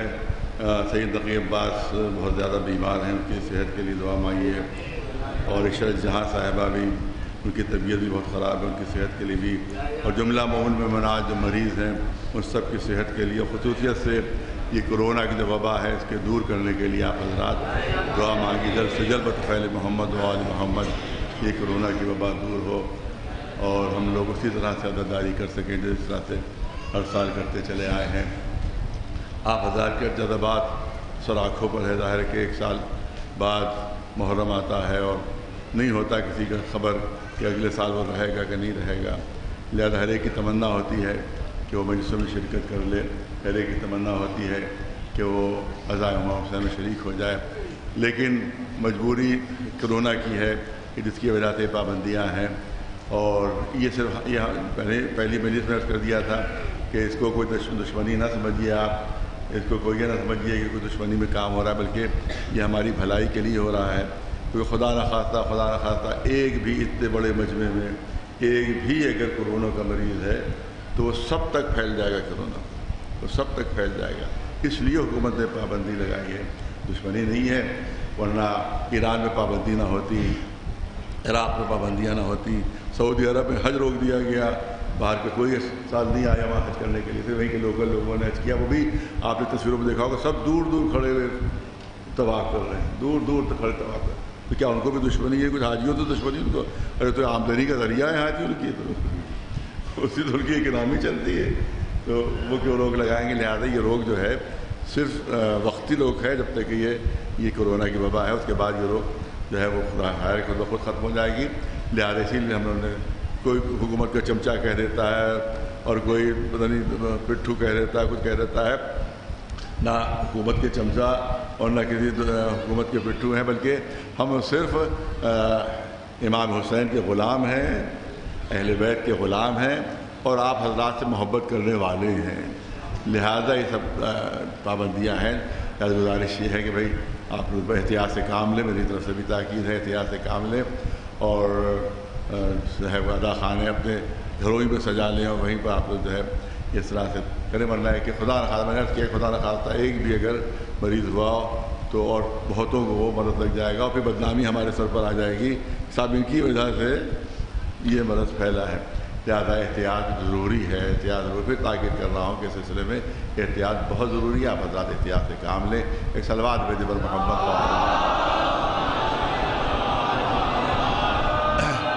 بہت سی باتیں رہ گئی ہیں اور ابھی تک تو تمہیدی مکمل نہیں ہوئی ہے. لہٰذا ابھی تو اصل مجلسیں شروع ہی نہیں ہو سکی اور اب مجلسوں کا ظاہر ہے کہ 2 مجلسیں بس رہ گئی ہیں. لیکن اب سمجھ میں نہیں آ رہا کہ انتخاب میں مشکل ہو رہی ہے کہ کیا چیز پڑھوں, کیا چیز نہ پڑھوں, کیا چیز چھوڑوں, کیا چیز نہ چھوڑوں. یہ چند جملے بہت ضروری ہیں جو عرض کرنا ہے. وہ یہ ہے کہ کشمیر میں الحمدللہ وہاں جلوسوں کی آزادی ہو گئی تھی اور جلوس نکل رہے ہیں تمام علاقوں میں. بڈگام میں وہاں جلوس نکلا, مہندی کا جلوس نکلا, کل بھی وہاں جلوس نکلا. بہت بڑی تعداد میں صرف ایک جلوس میں گڑبڑی کی گئی ہے. ایک باقی سب جلوس نکل گئے, ایک جلوس میں گڑبڑی کی گئی ہے. وہ سری نگر کا جلوس ہے جو خاص وہاں کے جو لال چوک سے نکلتا ہے اور وہاں پر بھی گڑبڑی کرنے والے کون ہیں؟ ہم تو نہیں سمجھتے کہ وہ حسینی ہو سکتے ہیں. ہم نہیں سمجھتے کہ وہ امام حسین کے ماننے والے ہو سکتے ہیں، بلکہ انہوں نے سیاسی نعرے وہاں پہ لگائے، سیاسی بینر لگائے ہوئے بھی تھے اپنے سینے، ہمارے پاس تصویریں موجود ہیں، سیاسی بینر بھی اپنے سینے پہ لگائے ہوئے تھے، سیاسی نعرے، اور سیاسی نعرے لگا بھی رہے تھے۔ میں نے پہلے ہی گزارش کی تھی کہ اگر جلوسوں کا آپ کو صحیح طریقے سے نکالنا ہے تو ان جلوسوں کو سیاسی رنگ نہیں دیجیے بلکہ حسینی رنگ دیجیے۔ امام حسین کے جلوس بنائیے، ان کو عزاداری کے جلوس بنائیے، آپ اس میں سیاسی نعرے اگر آپ لگائیں گے تو اسی طرح، لیکن چند لوگوں نے گڑبڑی کی تھی، وہ بھی ایک ملا جو وہاں، ابھی تک میں اس کے خلاف نہیں بولا ہوں، ابھی تک اس کے خلاف نہیں بولا ہوں، لیکن جب وہ عزاداری کی دشمنی پہ اتر آیا ہے اور امام حسین کی دشمنی پہ اتر آیا ہے تو مجبوراً مجھے بولنا پڑ رہا ہے کہ لاہور میں کٹھ اللہ ہے جو اپنے کو شیعہ کہتا ہے، لیکن وہ وہابیوں کے چنگل میں ہے، اور وہابی اس کو استعمال کر رہے ہیں، اور وہاں کی ISI جو خفیہ ایجنسی ہے وہ اس کا ایجنٹ ہے، کیونکہ اس نے جو مدرسہ بنایا ہے وہ اربوں اربوں روپے کا ہے۔ نہ پاکستان کے شیعوں میں اتنا دم ہے کہ اتنا بڑا مدرسہ بنوا سکے، اور نہ ایرانی حکومت کے یہ حالات ہیں کہ وہاں سے اتنی رقم مل سکے، لہذا اس کو یہ سب خفیہ ایجنسیوں کے ذریعے سے اتنی رقم ملی کہ اس نے اربوں کا مدرسہ بنا لیا، اور پھر وہاں سے الٹے سیدھے بیانات، میرے خلاف کتنے بیانات اس نے دیے، میں نے کوئی جواب نہیں دیا، آج تک آپ نے سنا کہ میں نے کہا جواب کوئی دیا ہو؟ کوئی جواب نہیں دیا میں نے، کیونکہ میری ذات کے اوپر حملہ کر رہا تھا، میری ذات پر حملہ کر رہا تھا، لہذا میں نے کوئی جواب نہیں دیا اس کو۔ لیکن جب عزاداری کا معاملہ آ گیا ہے اور حسینیت کا معاملہ آ گیا ہے، اب میرے لیے کہنا واجب و لازم ہے کہ وہ شیعوں کا دشمن ہے، عزاداری کا دشمن ہے، کہ اسی نے ہی فتویٰ دیا تھا کہ یہ جتنے یہ سلجنا ہے، یہ علم ہے، یہ تعزیے ہیں، یہ تابوت ہیں، یہ سب بدعتیں ہیں، یہ اس کا فتویٰ ہے، یہ اس کا، اور اپنے کو آیت اللہ خمینی سے بڑھ کر سمجھتا ہے، آیت اللہ خمینی سے اور آیت اللہ خامنئی سے اپنے کو بڑھ کر سمجھتا ہے، اس کا دماغ اتنا خراب ہو گیا ہے کہ اپنے کو آیت اللہ خامنئی سے بڑھ کر سمجھتا ہے، کہ وہ چیزیں جو نہیں سمجھ پا رہے ہیں وہ میں سمجھ رہا ہوں، اور اس کے ماننے والے بھی جو ہیں، اور اس کے پیسے جو ہیں، ظاہر ہے کہ اس کے پاس اپنے پیسے تو ذاتی ہیں نہیں، یقیناً خفیہ ایجنسیوں سے مل رہے ہیں کہ جو وہ ہندوستان میں بھی اس کے پیسے آ رہے ہیں، یہاں بھی بٹ رہے ہیں اس کے پیسے، کشمیر میں بھی اس کے پیسے بٹ رہے ہیں، میں نہیں بتاؤں گا کچھ کہ کہاں کہاں، آپ کی تو حکومت کا کام ہے خود پتہ چلا ہے وہ، لیکن یہاں بھی پیسے اس کے بٹ رہے ہیں، اور مختلف مقامات پر، جس کی وجہ سے وہ عزاداری کو نقصان پہنچا رہا ہے اور حسینیت کو نقصان پہنچا رہا ہے۔ بہترین طریقے سے محرم ہو رہا ہے کشمیر میں، صرف وہ گڑبڑی کر رہا ہے اپنے ایجنٹوں کے ذریعے سے، لیکن میں نام اس کا نہیں لینا چاہتا، نام اس کا میں نہیں لوں گا، کیونکہ میں نہیں چاہتا کہ اس کی وجہ سے اس کا نام جو ہے کم از کم مشہور ہو جائے، وہ لہٰذا میں نام نہیں، لیکن یہ کہ وہ ISI کا ایجنٹ ہے، وہ پاکستان کی خفیہ ایجنسیوں کا ایجنٹ ہے، اور وہ حسینیت کا بھی دشمن ہے، وہ شیعوں کا بھی دشمن ہے۔ بتائیے کتنے شیعہ ہیں ہندوستان میں، کتنے ہوں گے؟ 135 کروڑ کی آبادی ہے، 135 کروڑ کی آبادی ہے، 2% بھی تو شیعہ نہیں ہیں انڈیا میں، 2% بھی شیعہ نہیں، اور وہ دعوے لگا رہا ہے کہ انقلاب لے آؤ، لال قلعے پہ قبضہ کر لو، یہ کر لو، وہ کر لو، احمقانہ چیزیں، بالکل احمقانہ بیانات اس کے ہیں کہ جن کا عقل سے کوئی تعلق نہیں ہے، جس کا فہم سے کوئی تعلق نہیں ہے، صرف وہ جو پیسے مل رہے ہیں اس کو، اس لیے وہ ایسے بیانات دے رہا ہے۔ اور وہ شیعوں کو، جو شیعہ آتنکواد سے ہمیشہ جو ہے بچے رہے ہیں اور کبھی آتنکواد کا دھبا شیعوں کے ناموں پر نہیں آیا، اس کی کوشش ہے کہ شیعہ بھی آتنکوادی بن جائیں، وہ چاہتا ہے شیعہ بھی آتنکوادی بن جائے۔ لہذا میں اس شخص کی جو لاہور کے حجرے میں بیٹھا ہوا وہاں سے الٹے سیدھے بیانات دے رہا ہے، پاکستان میں شیعوں کا قتل عام ہوتا ہے، یہ خاموش بیٹھا رہتا ہے، ایک لفظ اس کے منہ پر نہیں آتا، وہاں قتل عام ہو جاتا ہے، ایک لفظ نہیں کہتا، لیکن یہاں کے شیعوں کو بھڑکاتا ہے وہ کہ صاحب یوں اٹھ جاؤ، یوں بغاوت کر دو، یوں انقلاب برپا کر دو، یہ کر دو، وہ کر دو، الٹے سیدھے بیان۔ اس کا مطلب شیعوں کو مصیبت میں پھنسا رہا ہے وہ۔ ارے وہاں کے لیے بھی تو کبھی بولو جو وہاں شیعہ مارے جا رہے ہیں، اپنے ملک میں شیعہ مارے جا رہے ہیں، اس کے لیے ایک لفظ نہیں کبھی کہا اس نے، کبھی ایک بیان نہیں دیا اس نے، اور یہاں کے شیعوں کو وہ بھڑکانے کی کوشش کرتا ہے۔ لہٰذا ہم اس کی بھی مذمت کرتے ہیں اور اس کے جو ایجنٹ ہیں ان کی مذمت کرتے ہیں، اور ان سے ہماری گزارش یہ ہے کہ وہ سیاسی نہ بنے، حسینی بنے، حسینی بنے۔ اور ان علماء کا ان علماء کا شکریہ ادا کرتے ہیں کہ جہاں جن لوگوں نے ہمارا ساتھ دیا، ہمارے اعلان کا ساتھ دیا اور جلوس کی قیادت کی علماء نے. لیکن ان علماء کے لیے ہم جو مخالف ہیں ان سے لیے بھارت گزارش ہے، ان کے لیے دعا بھی ہے کہ اللہ ان کو نیک ہدایت کرے. ظاہر ہے کہ ان کے لیے میں نہیں کوئی غلط لفظ استعمال کرنا چاہتا، اتنا ہی کہوں گا کہ اللہ ان کو نیک ہدایت کرے اور وہ جو ہے وہ وہاں پر سیاسی نعرے لگوا کر امام حسین کے جلوسوں کو خراب نہ کریں اور اس کو وہ تباہ و برباد نہ کریں اور عزاداری وہاں کی ختم نہ کریں. ارے 39 سال بعد وہاں کے جلوس کھلے ہیں، لہٰذا ان سے میری ہاتھ جوڑ کر گزارش ہے کہ ان جلوسوں کو نکلنے دیں اور امام حسین کے نام، امام حسین کا آپ نام لے لیجئے، الگ سے انقلاب کے نعرے کی ضرورت ہی نہیں ہے، حسین کے نام ہی میں انقلاب پوشیدہ ہے. ایک صلوات بھیجے.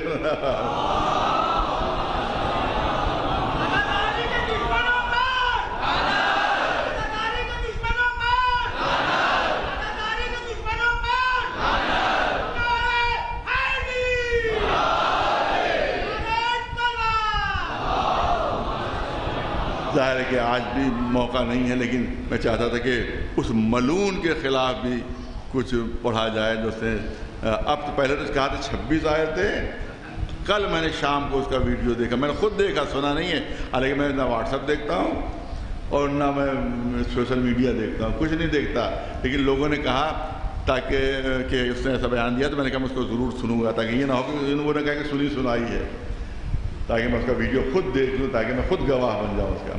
تو اس نے وہ پہلے کہتا تھا کہ 26 آیتیں جو ہیں گڑھی ہوئی ہیں اور کسی اور لوگوں نے شامل کر دی ہیں اور بقیہ قرآن.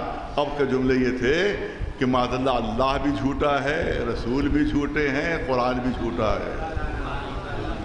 اور کہا فرضی کتاب ہے یہ جو کوئی نازل نہیں ہوئی، فرضی کتاب ہے اور رسول بھی یہی جملے ہیں، اس نطفہ یزید کے یہ جملے ہیں، جو یزید نے جملے کہے تھے وہی یہ ملعون دہرا رہا ہے. ہمارا ظاہر ہے کہ وہ تناسخ کا جو ہے وہ عقیدہ نہیں ہے، آواگمن کا عقیدہ نہیں ہے، لیکن جو آواگمن کے عقیدے کے ماننے والے ہیں وہ کہہ سکتے ہیں کہ یزید نے دوبارہ جنم لیا ہے.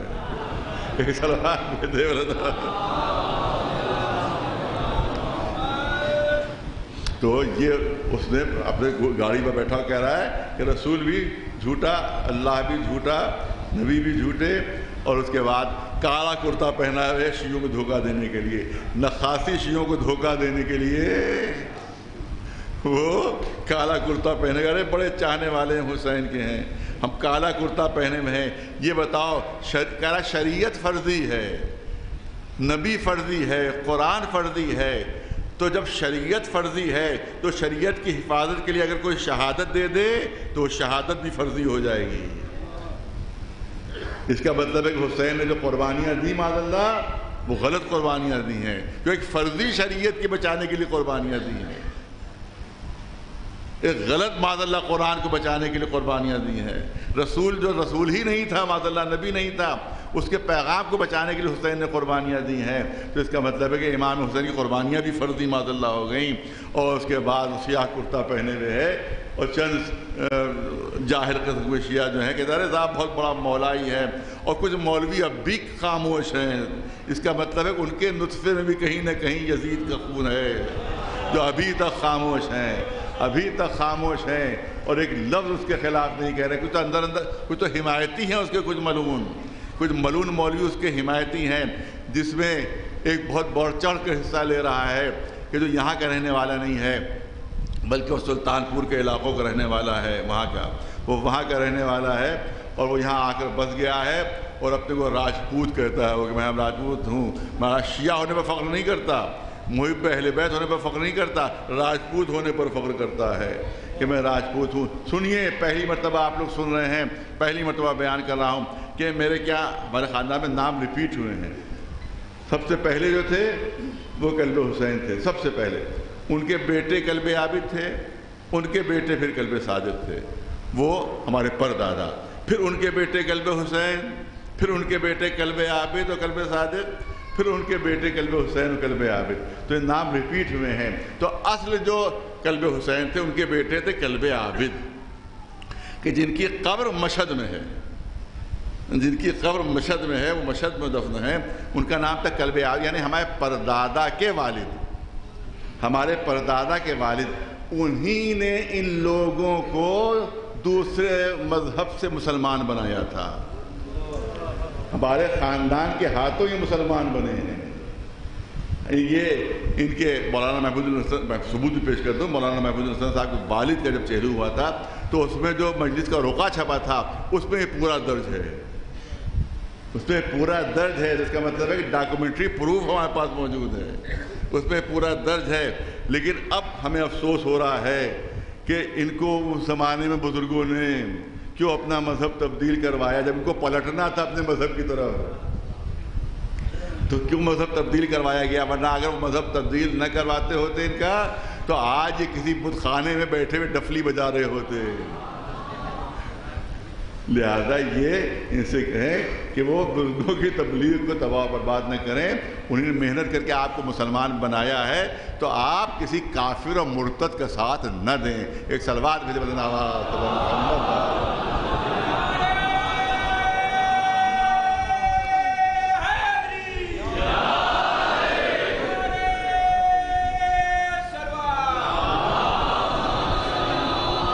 کیونکہ بے ایمانی سے ایک وقت پر قابض ہیں. پوری دکانیں لائن سے بنی ہوئی ہیں جس میں ہزاروں ہزار کی کمائی ہو رہی ہے. اس سے بے ایمانی سے وقت پر قابض ہیں، بے ایمانی کے پیسے آ رہے ہیں، لہذا مخالفت نہیں کر رہے ہیں. کیا پتہ پھر دوبارہ یہ بن جائے تو ہماری تولیت جو ہے وہ ختم ہو جائے گی. تو لالچ میں اس کا ساتھ دے رہے ہو، لالچ میں اس کا ساتھ دے رہے ہو. جب لالچ میں اس کا ساتھ دے رہے ہو پھر تم میں وہ شمر میں کیا فرق رہا، پھر تم میں وہ حرملہ میں کیا فرق رہا، پھر تم میں وہ سنان میں کیا فرق رہا، پھر تم میں ابن زیاد میں کیا فرق رہا، پھر تم میں عمر سعد میں کیا فرق رہا. وہ بھی لالچ ہی میں آئے تھے جو حسین کا خون بہا رہے تھے. لہذا آج کے حرملہ بھی تم ہی ہو، آج کے یزید بھی تم ہی ہو، آج کے ابن زیاد بھی تم ہی ہو. ایک صلوات بھیجے بلند آواز، ایک صلوات بلند آواز تبر محمد.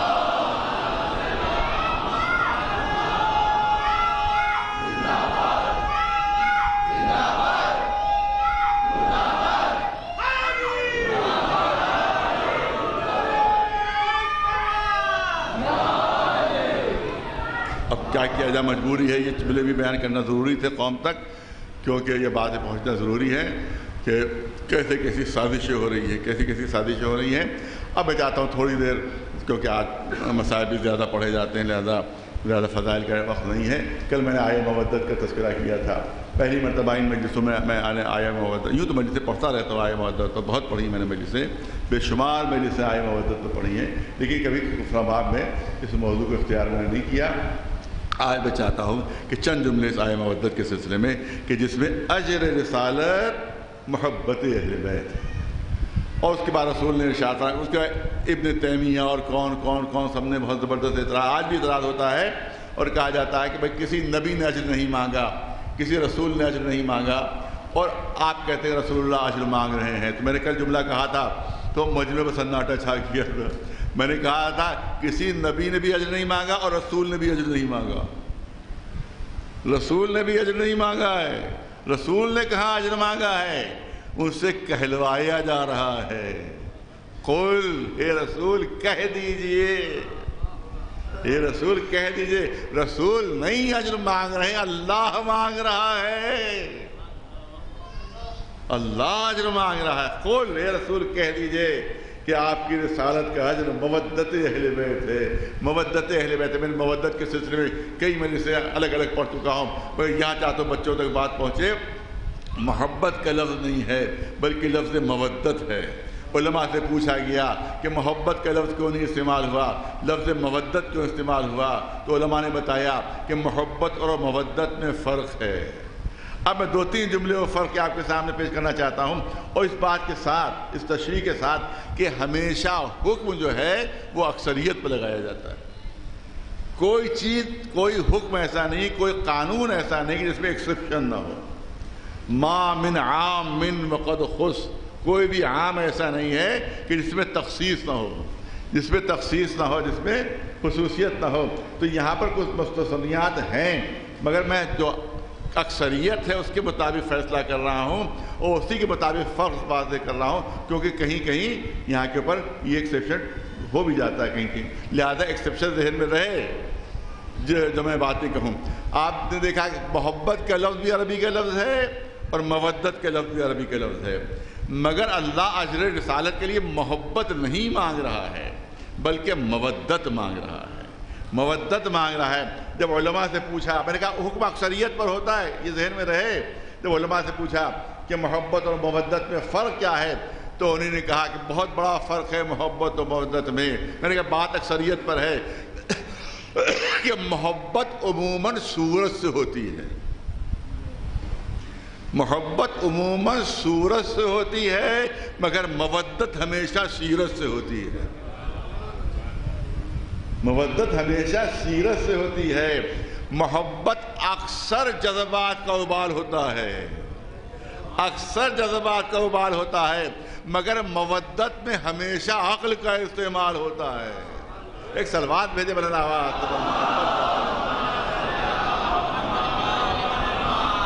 اور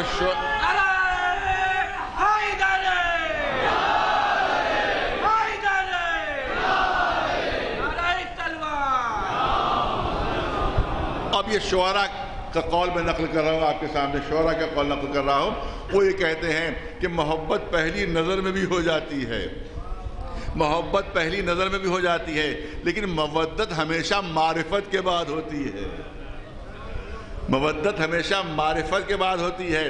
محبت کے لیے دیکھنا ضروری ہے لیکن مودت کے لیے دیکھنا ضروری نہیں ہے، جس سے مودت ہے وہ پردہ غیب میں ہے۔ چاہنے والے جان دینے کے لیے آمادہ رہتے ہیں۔ سنیے جو علماء نے گفتگو کی ہے میں آپ کے سامنے پیش کرنا چاہتا ہوں، جو علماء کی گفتگو آپ کے سامنے پیش کرنا چاہتا ہوں کہ محبت گھٹتی بھی ہے بڑھتی بھی ہے اور کبھی گھٹتے گھٹتے دشمنی میں بدل جاتی ہے، لیکن مودت صرف بڑھتی ہے کبھی گھٹتی نہیں ہے۔ جتنی معرفت بڑھتی جاتی ہے اتنی مودت بڑھتی جاتی ہے۔ محبت کے بغیر گزارا نہیں ہو سکتا، محبت کے بغیر گزارا ہو سکتا ہے مگر مودت کے بغیر گزارا نہیں ہو سکتا۔ اب یہ مچھلی سے پوچھئے، مچھلی کو پانی سے محبت نہیں ہوتی ہے مودت ہوتی ہے، تھوڑی دیر کے لیے پانی سے الگ کر کے دیکھیے کہ اس کی تڑپ اور بے چینی دیکھیے۔ اس کا مطلب یہ ہے کہ جو مودت کرنے والے ہوتے ہیں وہ بغیر ان کے زندہ نہیں رہ سکتے کہ جن سے مودت ہوتی ہے۔ مچھلی بغیر پانی کے زندہ نہیں رہ سکتی، ہم لوگ بغیر مودت اہل بیت کے زندہ نہیں رہ سکتے۔ ایک صلوات بلند آواز پر محمد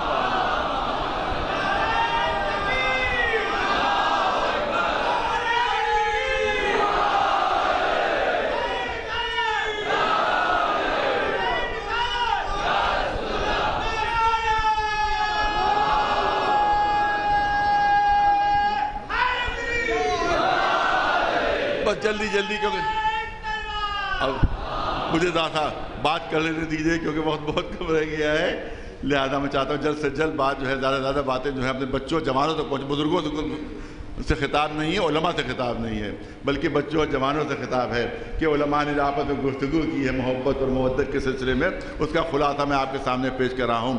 وہ فرماتے ہیں علماء کہ محبت چھپائی جا سکتی ہے مگر مودت نہیں چھپائی جا سکتی، مودت نہیں چھپائی جا سکتی، اور اس کی بہترین مثال میثم تمار ہے۔ میثم تمار بہترین مثال، مولا علی نے فرما دیا تھا کہ فلاں درخت کے اوپر تمہیں پھانسی دی جائے گی، فلاں درخت پر تمہیں پھانسی دی جائے گی۔ اب تمام تاریخ میں درج ہے کہ میثم تمار روز صبح کو اٹھ کر اس درخت میں پانی دیا کرتے تھے، جس کے لیے مولا علی نے فرمایا تھا کہ اس درخت پر تمہیں پھانسی دی جائے گی، اس پہ پانی دیا کرتے تھے کہیں سوکھ نہ جائے، پانی دیا کرتے تھے۔ اب میں دوسروں کی مثال نہیں دوں گا، خود اپنی مثال دوں گا کہ اگر مجھے معلوم ہو جائے کہ کسی درخت پر مجھے پھانسی چڑھائی جائے گی تو رات میں اٹھ کر آری لوں گا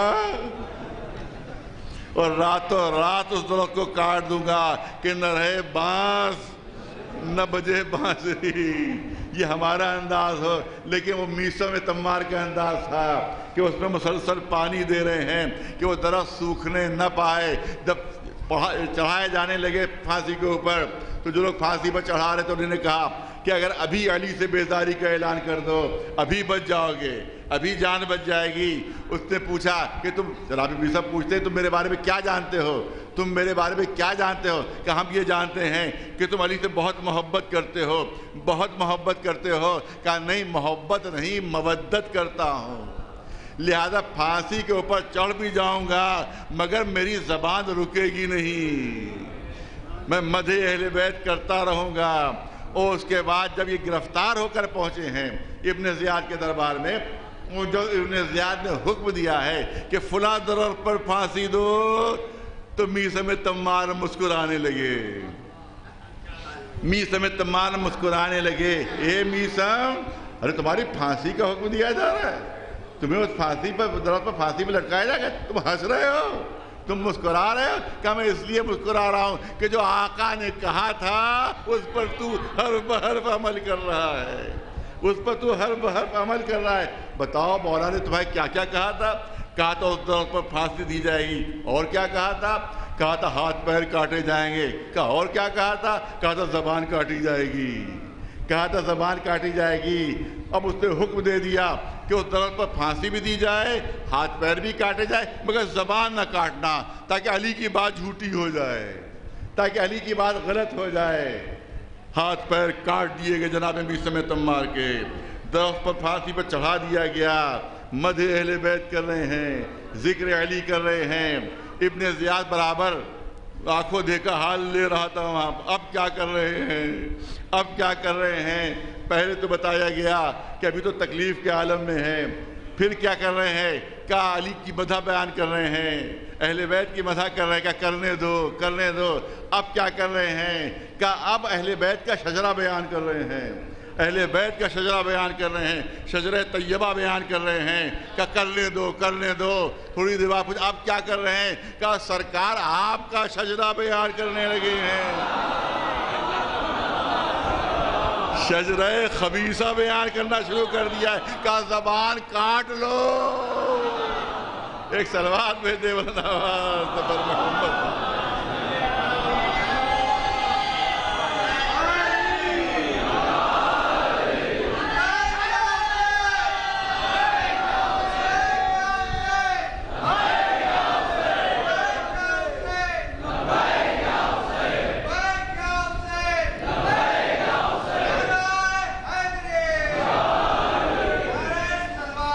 یہ ہیں اہل بیت۔ دو تین جملے اس کی بعد بھی میں عرض کروں گا، لیکن ابھی دو تین جملے جو ضروری ہیں وہ عرض کرنا چاہتا ہوں کہ ہم علیہ السلام کہتے ہیں، اس پر اعتراض ہے۔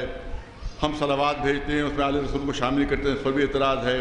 آپ نے دیکھا ہوگا بڑے بڑے ملا داڑھیاں پھرپھراتی ہوئی ان کی، اور اس کے بعد آپ صلوات بھیجتے ہیں تو آل کا لفظ ہٹا دیتے ہیں، اس میں آل کا لفظ ہٹا دیتے ہیں، بلکہ محمد صلی اللہ علیہ وسلم، محمد صلی اللہ علیہ وسلم اتنے ہی کہہ کے وہ رہ جاتے ہیں، آل کے لفظ ہٹا دیتے ہیں۔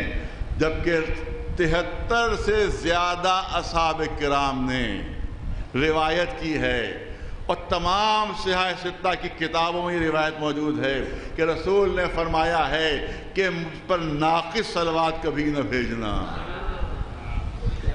73 سے زیادہ اصحاب کرام، میرے پاس نام موجود ہے، پوری فہرست موجود ہے، اور تمام کتابوں کے حوالے موجود ہیں، حوالے موجود ہیں، جلد، صفحہ، سطر، سب کے حوالے موجود ہیں کہ جن میں رسول اللہ کا یہ اعلان ہے، ما آتاکم الرسول فخذوہ وما نہاکم عنہ فانتہوا۔ اسی کی تفسیر میں جملے عرض کر رہا ہوں کہ رسول نے ارشاد فرمایا کبھی ناقص صلوات مجھ پر نہ بھیجنا، ناقص صلوات نہ بھیجنا۔ بلکہ صواعق محرقہ میں تو یہ جملے ہیں کہ رسول نے فرمایا تھا لَا تُصَلُّوا عَلَيَّ صَلَاةَ الْبَطْرَا، مجھ پر کبھی دم کٹی صلوات نہ بھیجنا۔ ایک صلوات بھیج دے بلنا۔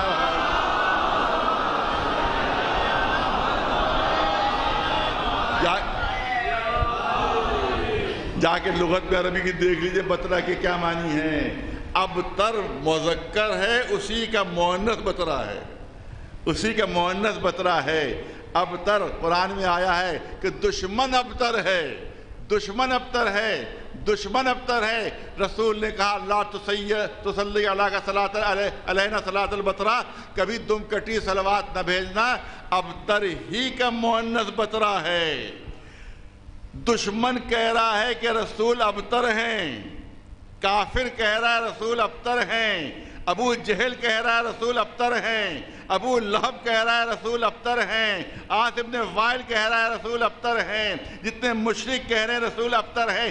اگر آپ نے آل کو شامل نہیں کیا تو آپ کا شمار بھی ابو جہل میں ہوگا، ابو لہب میں ہوگا، عاص ابن وائل میں ہوگا۔ اس کا مطلب ہے کہ آپ بھی رسول کو آج تک ابتر ہی سمجھ رہے ہیں۔ ایک صلوات بلند آواز سے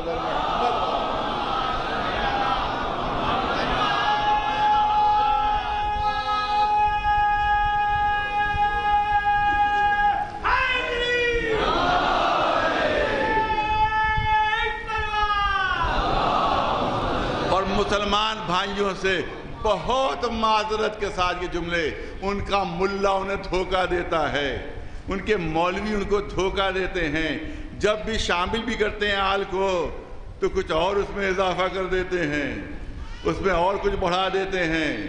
یاد رکھیے چیلنج کے ساتھ ہے، چیلنج کے ساتھ ہے۔ ساری کتابیں میرے پاس محفوظ ہیں، اس کے بعد ازواج ہی و اصحاب ہی ان سب کا اضافہ کر دیتے ہیں۔ اصحاب ہی کا بڑھانا یہ بدعت ہے، بدعت۔ مسلمانوں سے معذرت کے ساتھ معافی کے ساتھ عرض کرنا چاہتا ہوں، ارے ان مولویوں سے کہیے کہ سیاہ ستہ میں کوئی بھی ایسی حدیث دکھا دے جس میں رسول اللہ نے فرمایا ہو کہ صلوات میں اصحاب کو بھی شامل کر لو، صلوات میں اصحاب کو بھی شامل کر لو۔ ارے کوئی حدیث تو دکھا دو۔ کہیں حدیث نہیں ملے گی، کہیں حدیث نہیں ملے گی، بلکہ صرف اور صرف رسول نے فرمایا مجھ پر اور میری آل پر صلوات بھیجو، مجھ پر اور میری آل پر صلوات بھیجو۔ ارے عزاداری کو تو بدعت کہہ رہے ہو کہ زمانہ رسالت میں دکھائیے عزاداری تھی یا نہیں تھی، لیکن جب یہ تم نام آگے بڑھاتے ہو یہ رسول کے زمانے میں تھے یا نہیں تھے؟ جب رسول نے کہا ہی نہیں کبھی تو تمہارا بڑھانا بدعت ہو جائے گا، شرک ہو جائے گا۔ ایک صلوات بھیجے بلند آواز۔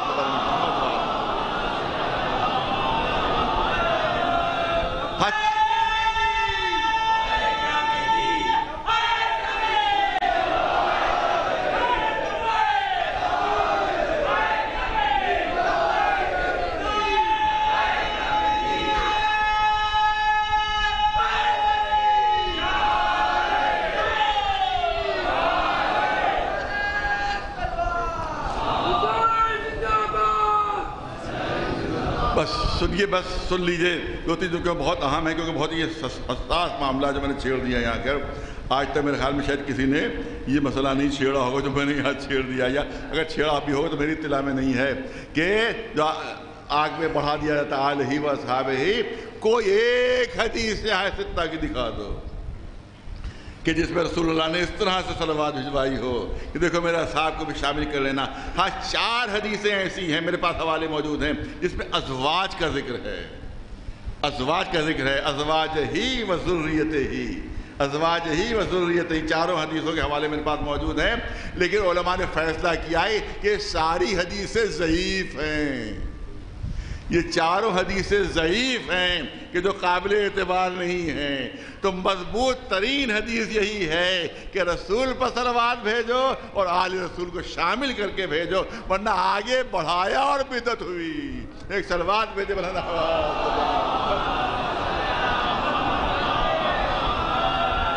بہت توجہ رہے، بس بات کو مکمل کر رہا ہوں جلدی جلدی۔ اس کے علیہ السلام نہیں لگا سکتے۔ ارے صاحب دیکھیے یہ نبی کے برابر کر دیتے ہیں اپنے اماموں کو، نبی کے برابر کر دیتے ہیں اپنے اماموں کو، کیونکہ صرف انبیاء کے ساتھ علیہ السلام لگایا جا سکتا ہے، صرف معصومین کے ساتھ نہیں، معصومین کے ساتھ علیہ السلام لگایا جا سکتا ہے۔ یہ علی کو کہتے ہیں علیہ السلام، غلط ہے، شرک ہو جائے گا، اس کا مطلب نبی بنا رہے ہیں علی کو۔ یہ امام حسین کے ساتھ علیہ السلام کہہ رہے ہیں، غلط ہے، وہ کہہ رہے ہیں کہ نہیں رضی اللہ لگائیے، علیہ السلام نہیں، کیونکہ علیہ السلام صرف معصومین کے لیے ہوتا، توجہ رہے، علیہ السلام صرف معصومین کے لیے ہوتا ہے۔ یہ علماء نے کہا فیصلہ ہمارا یہ ہے کہ علیہ السلام صرف معصومین کے لیے ہوتا ہے، میں ان علماء کا شکریہ ادا کرتا ہوں. ارے توجہ رہے، میں ان علماء کا شکریہ ادا کرتا ہوں کہ جنہوں نے یہ فتویٰ دیا ہے کہ علیہ السلام صرف معصومین کے ساتھ لگایا جا سکتا ہے، کسی غیر معصوم کے ساتھ علیہ السلام نہیں لگایا جا سکتا. بخاری شریف میرے پاس موجود ہے، ترمذی شریف میرے پاس موجود ہے، سنن ابو داؤد میرے پاس موجود ہے، ابن ماجہ میرے پاس موجود ہے، مسند نسائی میرے پاس موجود ہے. ساری کتابیں اٹھا کر دیکھ لیجئے، صحیح بخاری میں موجود ہے عن علی علیہ السلام، صحیح بخاری میں ہے عن علی علیہ السلام، صحیح مسلم میں ہے عن علی علیہ السلام، ترمذی شریف میں ہے عن علی علیہ السلام. اور ایک کتاب میں تو اس طرح سے ہے کہ عن حسین ابن علی علیہ السلام. امام حسین پر بھی سلام ہے، مولا علی پر بھی سلام ہے، جنہوں نے یہ کہا کہ صرف معصومین پر علیہ السلام کہا جا سکتا ہے. میں ہم کو سلام کر رہا ہوں. بڑی اچھی آپ نے بات کر دی. ارے اس زمانے میں ماحول ایسا تھا کہ صحیح بخاری والے صاف نہیں لکھ سکتے تھے کہ علی معصوم ہیں، واضح نہیں لکھ سکتے تھے کہ حسین معصوم ہیں، لیکن علیہ السلام لکھ کر قیامت تک کے لیے انہوں نے ثابت کر دیا کہ اگر معصوم نہ ہوتے تو بخاری شریف میں علیہ السلام نہ آ رہا ہوتا. ایک صلوات بھیجے مولانا آواز.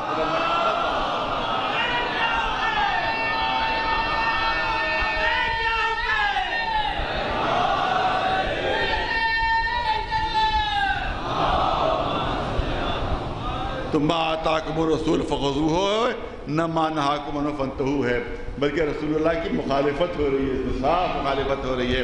انہوں نے کہا کہ آل کو شامل کرو. کسی چیز کو گھٹانا بھی بدعت ہے، کسی چیز کو بڑھانا بھی بدعت ہے. تو آل کو گھٹا دیا یہ بھی بدعت، کسی اور کو بڑھا دیا یہ بھی بدعت. ایک صلوات بلند آواز وآل محمد.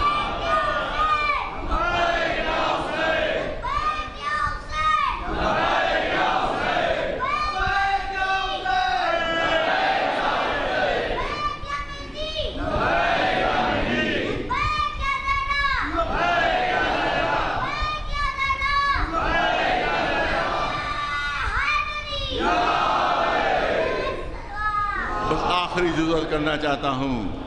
وارث علم رسالت یہی ہیں، وارث علوم رسالت یہی ہیں. صفات و کمالات رسول اللہ ان میں ظاہر ہو رہے ہیں. یہ آئینہ کمالات رسول اللہ ہیں.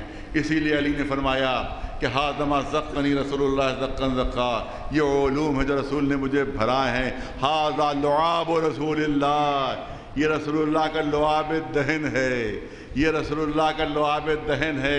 یہ جو علوم دنیا کے سامنے پیش کر رہا ہوں یہ رسول اللہ کا لعاب دہن ہے. انہوں نے مجھے زبان چسائی ہے، اپنا لعاب دہن مجھے چسایا ہے. بچے پہلے تعجب کرتے ہوں گے کہ یہ لعاب دہن سے علم کیسے پہنچ جاتا ہے، یہ لعاب دہن سے علم کیسے پہنچ جاتا ہے. علی کہہ رہے کہ مجھے زبان چسائی، حسین کہہ رہے کہ مجھے زبان چسائی، سارے علوم مجھ تک آ گئے. ارے کتابیں پڑھی جاتی ہیں تب علم آتا ہے، پروفیسرز کے لیکچر سنے جاتے ہیں تب علم آتا ہے. زبان چوسنے سے کون سا علم آ جاتا ہے، لعاب دہن سے کون سا علم آ جاتا ہے. لیکن آج کی ریسرچ نے ہم کو بتایا، بہت توجہ بچوں جوانوں سن لو، آج کی ریسرچ نے ہمیں بتایا کہ چیٹیوں کی بھی پوری حکومت ہوتی ہے، ان کے یہاں بھی پورا نظام ہوتا ہے، پورا ان کے یہاں بھی پوری فوجیں ہوتی ہیں، ان کے یہاں لشکر ہوتے ہیں، ان کے یہاں لوگ معین ہوتے ہیں کہ فلاں یہ کام کرے گا، فلاں یہ کام کرے گا، فلاں یہ کام کرے گا. تو ایک چیٹی معین کی جاتی ہے کہ جو خبر لاتی ہے کہ دیکھو کہاں شکر موجود ہے، کہاں گڑ موجود ہے، کہاں کھانا موجود ہے، کہاں پانی موجود ہے. وہ سب چاروں طرف سے گھومتی جاتی ہے اور گھومتی جا کر سب خبریں جمع کرتی رہتی ہے. بولو سینکڑوں خبریں جمع ہو جاتی ہیں، اس کے بعد سینکڑوں خبریں جمع ہو جاتی ہیں. تو اب بتاؤ یہ دوسری چیٹیوں تک یہ خبر پہنچتی کیسے ہے؟ یہ معلومات پہنچتی کیسے ہیں؟ تو آپ خود کبھی تجربہ کر کے دیکھ لیجئے گا. بچوں سے کہہ رہا ہوں تجربہ کر کے دیکھ لیں. جہاں چیٹیوں کا بہت بڑا مجمع ہو وہاں آپ دیکھیں گے ایک چیٹی آتی ہے اور اپنا منہ دوسری چیٹی سے ملا لیتی ہے. 1 سیکنڈ کے 1000ویں حصے میں منہ ملاتی ہے، پھر ہٹ جاتی ہے، پھر دوسری چیٹی کے پاس جاتی ہے اور اپنا منہ وہاں ملا دیتی ہے اس سے، پھر ہٹ کے تیسری چیٹی کے پاس جاتی ہے، اپنا منہ ملا دیتی ہے، اس تک اپنا لعاب پہنچاتی ہے. یہ کون ہے کہ جو علوم لے کر آ رہی ہے، جو اطلاعات لے کر آ رہی ہے؟ آج کے ریسرچ اسکالر نے بتایا کہ لعاب دہن ہی میں اس کے جو ہلکا سا لعاب دیتی ہے، ارے ساری معلومات اسی میں ہوتی ہیں، ساری معلومات اسی میں ہوتی ہیں. جو دوسری چیٹی ہوتی ہے جس تک وہ لعاب دہن پہنچتا ہے وہ لعاب دہن کو ڈی کوڈ کرتی ہے اور اس کے ذریعے سے پوری معلومات حاصل کر لیتی ہے. تو اب نہ کہو کہ لعاب دہن سے کیسے علم پہنچتا ہے. رسول نے لعاب دہن پہنچایا، علی نے اس کو ڈی کوڈ کیا. 1 باب علم کا دیا تھا رسول نے، 1 باب علم کا دیا تھا، اسی سے علی نے 1000 باب ڈی کوڈ کر لیے. ایک سلوات بھیجے برنامات محمد صلوات بلند آواز بر محمد اب انشاءاللہ زندگی اور حیات رہی تو کل باقی جو تھوڑی بہت چیزیں رہ گئی ہیں اور تھوڑی سی مائع معدت کی ذیل میں عرض کرنا ہے. لیکن اب کیونکہ یہ بات آ گئی ہے لہذا میں کر رہا ہوں. امام مولا علی زبان چوس کر، امام حسن زبان رسالت چوس کر، امام حسین لعاب دہن رسالت پرورش پائی. ایک شخصیت اور بھی ہے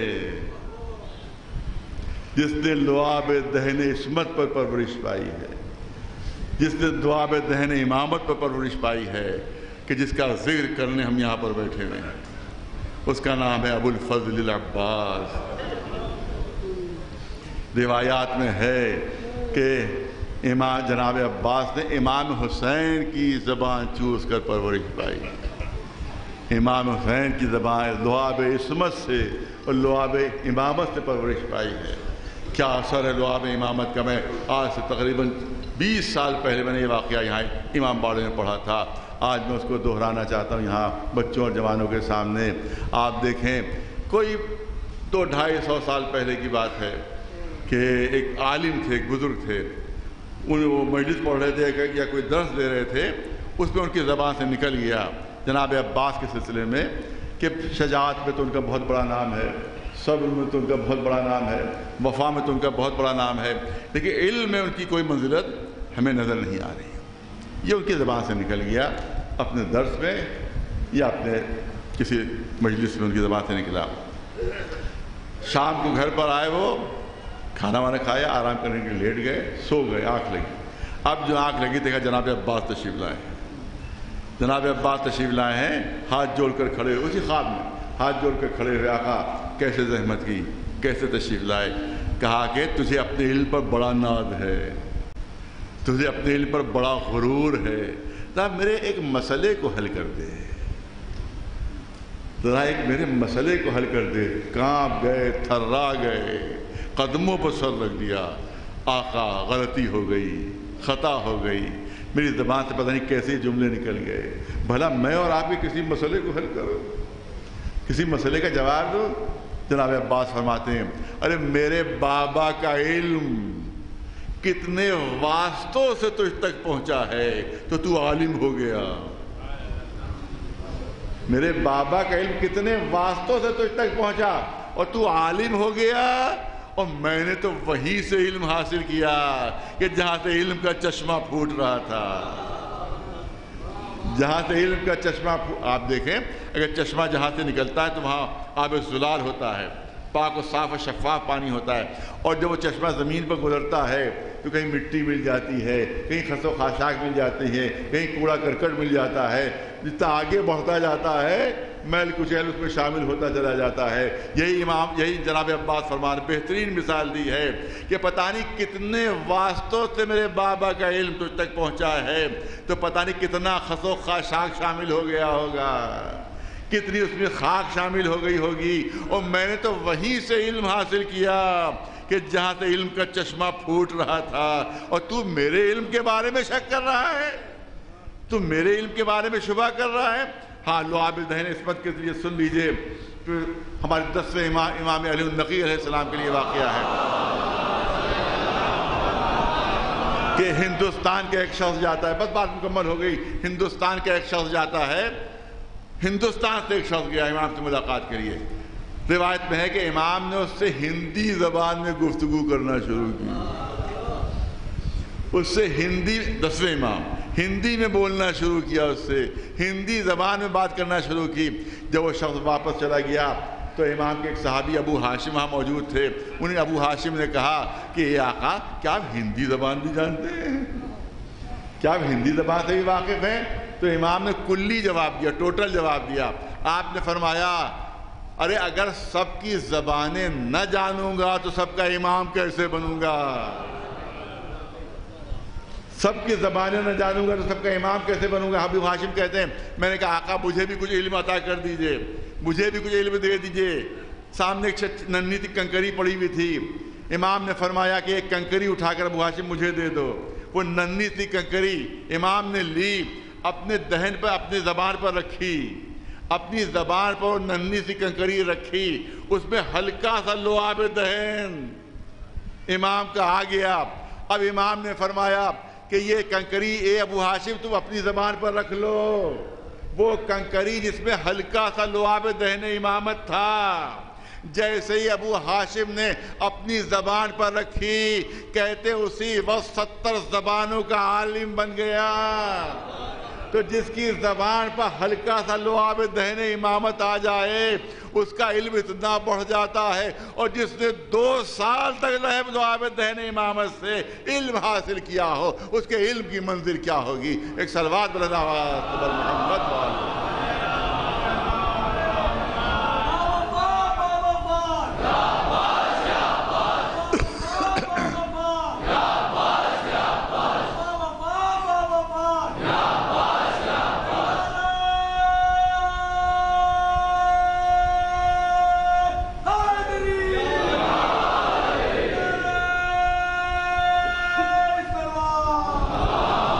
لیکن شہرت اگر کسی چیز کی ملی ہے تو وہ وفا کی ملی ہے۔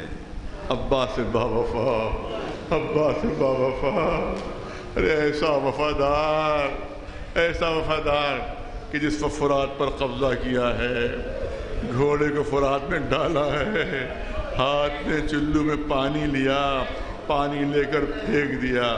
لوگ کہتے ہیں، کبھی کبھی کوئی راوی کہہ دیتا ہے کہ پینے کا ارادہ کیا تھا، عباس نے پینے کا ارادہ کیا تھا۔ میں اس سے یہ پوچھنا چاہتا ہوں تم نے چلو میں پانی تو دیکھا، عباس کے دل کا ارادہ کیسے دیکھا؟ بہت سمجھدار لوگ، بافہم لوگ ہیں، راوی کہہ رہا ہے پینے کا ارادہ کیا، پینے کا ارادہ کیا، سکینہ کی پیاس یاد آئی پھینک دیا۔ یہ ارادہ کہاں سے دیکھ لیا انہوں نے؟ یہ دل کا ارادہ کہاں سے دیکھ لیا؟ تاریخ میں تو اتنا ہی ہے کہ چلو میں پانی لیا۔ عباس جیسا باوفا پینے کا ارادہ بھی نہیں کر سکتا، ارے چلو میں پانی لے کر دشمنوں کو دکھایا تھا، دیکھو اس طرح سے قبضہ کرتے ہیں، اس طرح سے پانی پر قبضہ کرتے ہیں۔ اب فرات پر میرا قبضہ ہے، لیکن جب چلو میں پانی لیا تو کبھی سکینہ کی کملائی بھی صورت نظر آئی، کبھی علی اصغر کے پپڑائے ہوئے ہونٹ نظر آئے، پھر چلی کو پانی پھینک دیا کہ ہم اس پانی کے محتاج نہیں ہیں، ارے ہمارے باپ جو ہیں وہ ساقی کوثر ہے، ہم تمہارے پانی کے محتاج نہیں۔ بچ کے سکینہ میں، بس مختصر مسائل، بچ کے سکینہ میں پانی بھرا، لے کر چلے، بھاگی ہوئی فوج واپس آئی، چاروں طرف سے جناب عباس کو گھیر لیا۔ ارے کوئی تلوار مار رہا ہے، کوئی نیزہ مار رہا ہے، کوئی تیر مار رہا ہے، عباس آگے بڑھتے چلے جا رہے ہیں، آگے بڑھتے چلے جا رہے ہیں۔ ارے کسی طرح سے پانی پہنچ جائے، کسی طرح سے سکینہ تک پانی پہنچ جائے۔ روایت کہتی ہے ایک ملون ایک درخت کی آڑ میں چھپ گیا، جیسے ہی جناب عباس قریب سے گزرے اس نے بھرپور وار کیا، عزادارو عباس کا ایک ہاتھ کٹ گیا۔ عزادارو اب سے ایک ہاتھ ہے کہ جس سے نیزے سے جنگ بھی کرنا ہے، جس سے مشق سکینہ بھی سنبھالنا ہے، جس سے علم بھی سنبھالنا ہے۔ عباس سے ایک ہاتھ سے یہ 3 کام کیسے انجام دیے ہوں گے، یہ جناب عباس ہی کا دل جانتا ہے۔ لیکن تھوڑی دور اور آگے بڑھے تو روایت یہ کہتی ہے کیونکہ عباس کی توجہ مشق کی طرف تھی، اپنی طرف توجہ نہیں تھی، لہذا دشمنوں کو موقع مل رہا تھا، ارے کسی طرح سے مشق سلامت رہے، مجھے جتنے دل چاہے تیر لگ جائے، جتنی تلواریں لگ جائے، مگر مشق سکینہ سلامت رہے۔ پوری توجہ مشق سکینہ کی طرف، اپنی طرف توجہ نہیں تھی۔ پھر آگے بڑھتے ہیں، پھر ایک ملعون ایک درخت کی آڑ میں، پھر بھرپور وار ہوتا ہے، عباس کے دونوں بازو کٹ گئے۔ روایت میں یہ ہے کہ دانتوں سے مشق سکینہ دبا لی، اب گھوڑے کو ایر پہ ایر دے رہے ہیں، ایک گھوڑے فصل سے وفادار، ارے جلد سے جلد سکینہ تک پہنچا دے مجھے، سکینہ بہت پیاسی ہے، علی اصغر بہت پیاسا ہے۔ پھر سر سعد نے کہا کہ دیکھو، ارے عباس کی روح عباس کے جسم میں نہیں ہے، عباس کی روح مشق سکینہ میں ہے، جب تک مشق سلامت ہے عباس گھوڑے سے گریں گے نہیں، لہذا تیر برسائے جائیں، 4000 تیر ایک ساتھ چلے، پورا جسم عباس کا تیروں سے چھلنی ہو گیا، مشق سکینہ چھن گئی، ایک تیر عباس کی آنکھ میں آ کر لگا، آنکھ میں آ کر لگا۔ عزاداروں، آپ نے جو روایتیں سنی ہیں ذاکروں سے سنی ہیں، راویوں سے سنی ہیں، لیکن جو مصیبت میں وہ پڑھنا چاہتا ہوں وہ مصیبت وہ ہے جو جناب عباس نے خود بیان کی ہے۔ راوی سے سنے تو وہ بات نہیں ہے، ذاکر پڑھے تو وہ بات نہیں ہے، لیکن جس پر مصیبت پڑی ہو اگر وہ خود بیان کر رہا ہے۔ کربلا کے ایک ذاکر تھے جو مجلسیں پڑھا کرتے تھے، ایک مرتبہ خواب میں جناب عباس آتے ہیں، اے ذاکر، اے مجلسوں کے پڑھنے والے، تو میری مصیبت نہیں پڑھتا، تو میری مصیبت نہیں پڑھتا۔ اس نے ہاتھ جوڑے، آقا یہ آپ کیا فرما رہے ہیں؟ جب تک آپ کا ذکر نہ کر لوں اس وقت تو میں مجلس ہی ختم نہیں کرتا، آپ یہ کیا کہہ رہے ہیں میں آپ کی مصیبت نہیں پڑھتا؟ کہا تجھے کیا معلوم کہ مجھ پر کیا گزری؟ اس نے قدموں پر سر رکھا، آقا کون سی مصیبت ایسی ہے کہ جس سے ہمارا علم نہیں ہے، جو ہم نہیں جانتے؟ کہا دیکھ، جب میرے دونوں ہاتھ کٹ گئے تو مجھ پر تیروں کی بارش کر دی گئی، پورا جسم تیروں سے چھلنی ہو گیا، مشق سکینہ چھن گئی، ایک تیر میری آنکھ میں آ کر لگا، شدید تکلیف تھی، شدید اذیت تھی، مگر تمہارا عباس کرتا تو کیا کرتا؟ دونوں ہاتھ کٹے ہوئے تھے، اگر ہاتھ سالم ہوتے تو ہاتھ کی مدد سے وہ تیر نکال لیتا، مگر تکلیف بہت، اذیت بہت، میں کیا کرتا؟ تو کہتے تھے ایک ہی طریقہ تھا کہ جس سے آنکھ کا تیر نکل سکتا تھا، کیونکہ میرے ہاتھ تو موجود تھے نہیں، ایک طریقہ یہ تھا کہ میں زانوؤں کو اونچا کروں اور سر کو جھکاؤں، زانوؤں کو اونچا کر کے سر کو جھکاؤں اور زانوؤں کے درمیان تیر کا سرا دبا لوں اور آہستہ آہستہ اپنے سر کو اٹھاؤں، کیونکہ میرے ہاتھ کٹے ہوئے تھے۔ صرف اسی طریقے سے یہ تیر نکل سکتا تھا، مگر یہ مجلسوں کے پڑھنے والے جیسے ہی میں نے اس ارادے سے سر جھکایا، ایک گرز گراں میرے سر پر پڑا، سر شگافتہ ہوا، اور آ کر عباس زمین پر گرے۔ بس ہزار مجلس ختم ہوئی، سے زیادہ موقع نہیں ہے۔ علامہ مہدی بحر العلوم بیان فرماتے ہیں کہ میرے بچپنے کا عالم تھا، 7-8 برس کا سن تھا، میں کربلا کی زیارت پر گیا۔ اس زمانے میں تہہ خانے عام لوگوں کے لیے بھی کھلے ہوئے تھے، عام لوگ اندر سے زیارت کر سکتے تھے، تو میں تہہ خانے میں اترا اپنے باپ کے ساتھ۔ 7-8 برس کا میرا سن تھا، میں اصل قبر عباس تک گیا، آقا عباس کی قبر تک گیا، میں نے قبر کی زیارت کی۔ جب میں واپس پلٹنے لگا تو میں نے اپنے بابا سے ایک سوال کیا، میں نے بابا سے اپنے پوچھا، بابا یہ بتائیے کہ آپ ہی لوگ کہتے ہیں کہ آقا عباس کا قد اتنا بلند تھا، اتنا بلند تھا کہ جب گھوڑے پر بیٹھتے تھے تو پیر زمین سے لگ جاتے تھے، کیا یہ بات بابا صحیح ہے؟ کہاں بالکل صحیح ہے، آقا عباس کا قد اتنا بلند تھا کہ جب گھوڑے پر بیٹھتے تھے تو پیر زمین سے لگ جاتے تھے۔ کہا بابا پھر ایک سوال کا میرے جواب دے دیجیے۔ کہا کیا سوال کرنا چاہتے ہیں؟ ارے جب اتنا قد بلند تھا تو یہ قبر اتنی چھوٹی کیوں ہے؟ یہ قبر اتنی چھوٹی کیوں ہے؟ باپ نے ایک چیخ ماری، ارے تو نے میرے دل کو ٹکڑے ٹکڑے کر دیا، میرے دل کو زخمی کر دیا۔ ارے بابا آپ بتائیے یہ قبر اتنی چھوٹی کیوں ہے؟ کہا سن، جب عباس زخمی حالت میں کربلا کی زمین پر پڑے ہوئے تھے، دونوں بازو کٹے ہوئے تھے، سر شگافتہ تھا، عمر سعد گھوڑی کی پیٹھ پر کھڑا ہوتا ہے اور فوج والوں کو خطاب کر کے کہتا ہے، اے فوج والوں، کون ہے جو علی سے انتقام لینا چاہتا ہے؟ کون ہے جو علی سے انتقام لینا چاہتا ہے؟ ارے ہزاروں تلواریں اٹھ گئیں، ہزاروں ہاتھ اٹھ گئے، ہم علی سے انتقام لینا چاہتے ہیں، ہم علی سے انتقام لینا چاہتے ہیں۔ کسی نے کہا ہمارے باپ کو مارا تھا، کسی نے کہا ہمارے چچا کو مارا تھا، کسی نے کہا میرے بھائی کو مارا تھا، مگر علی یہاں کہاں ہے جو مجھ سے انتقام لیں؟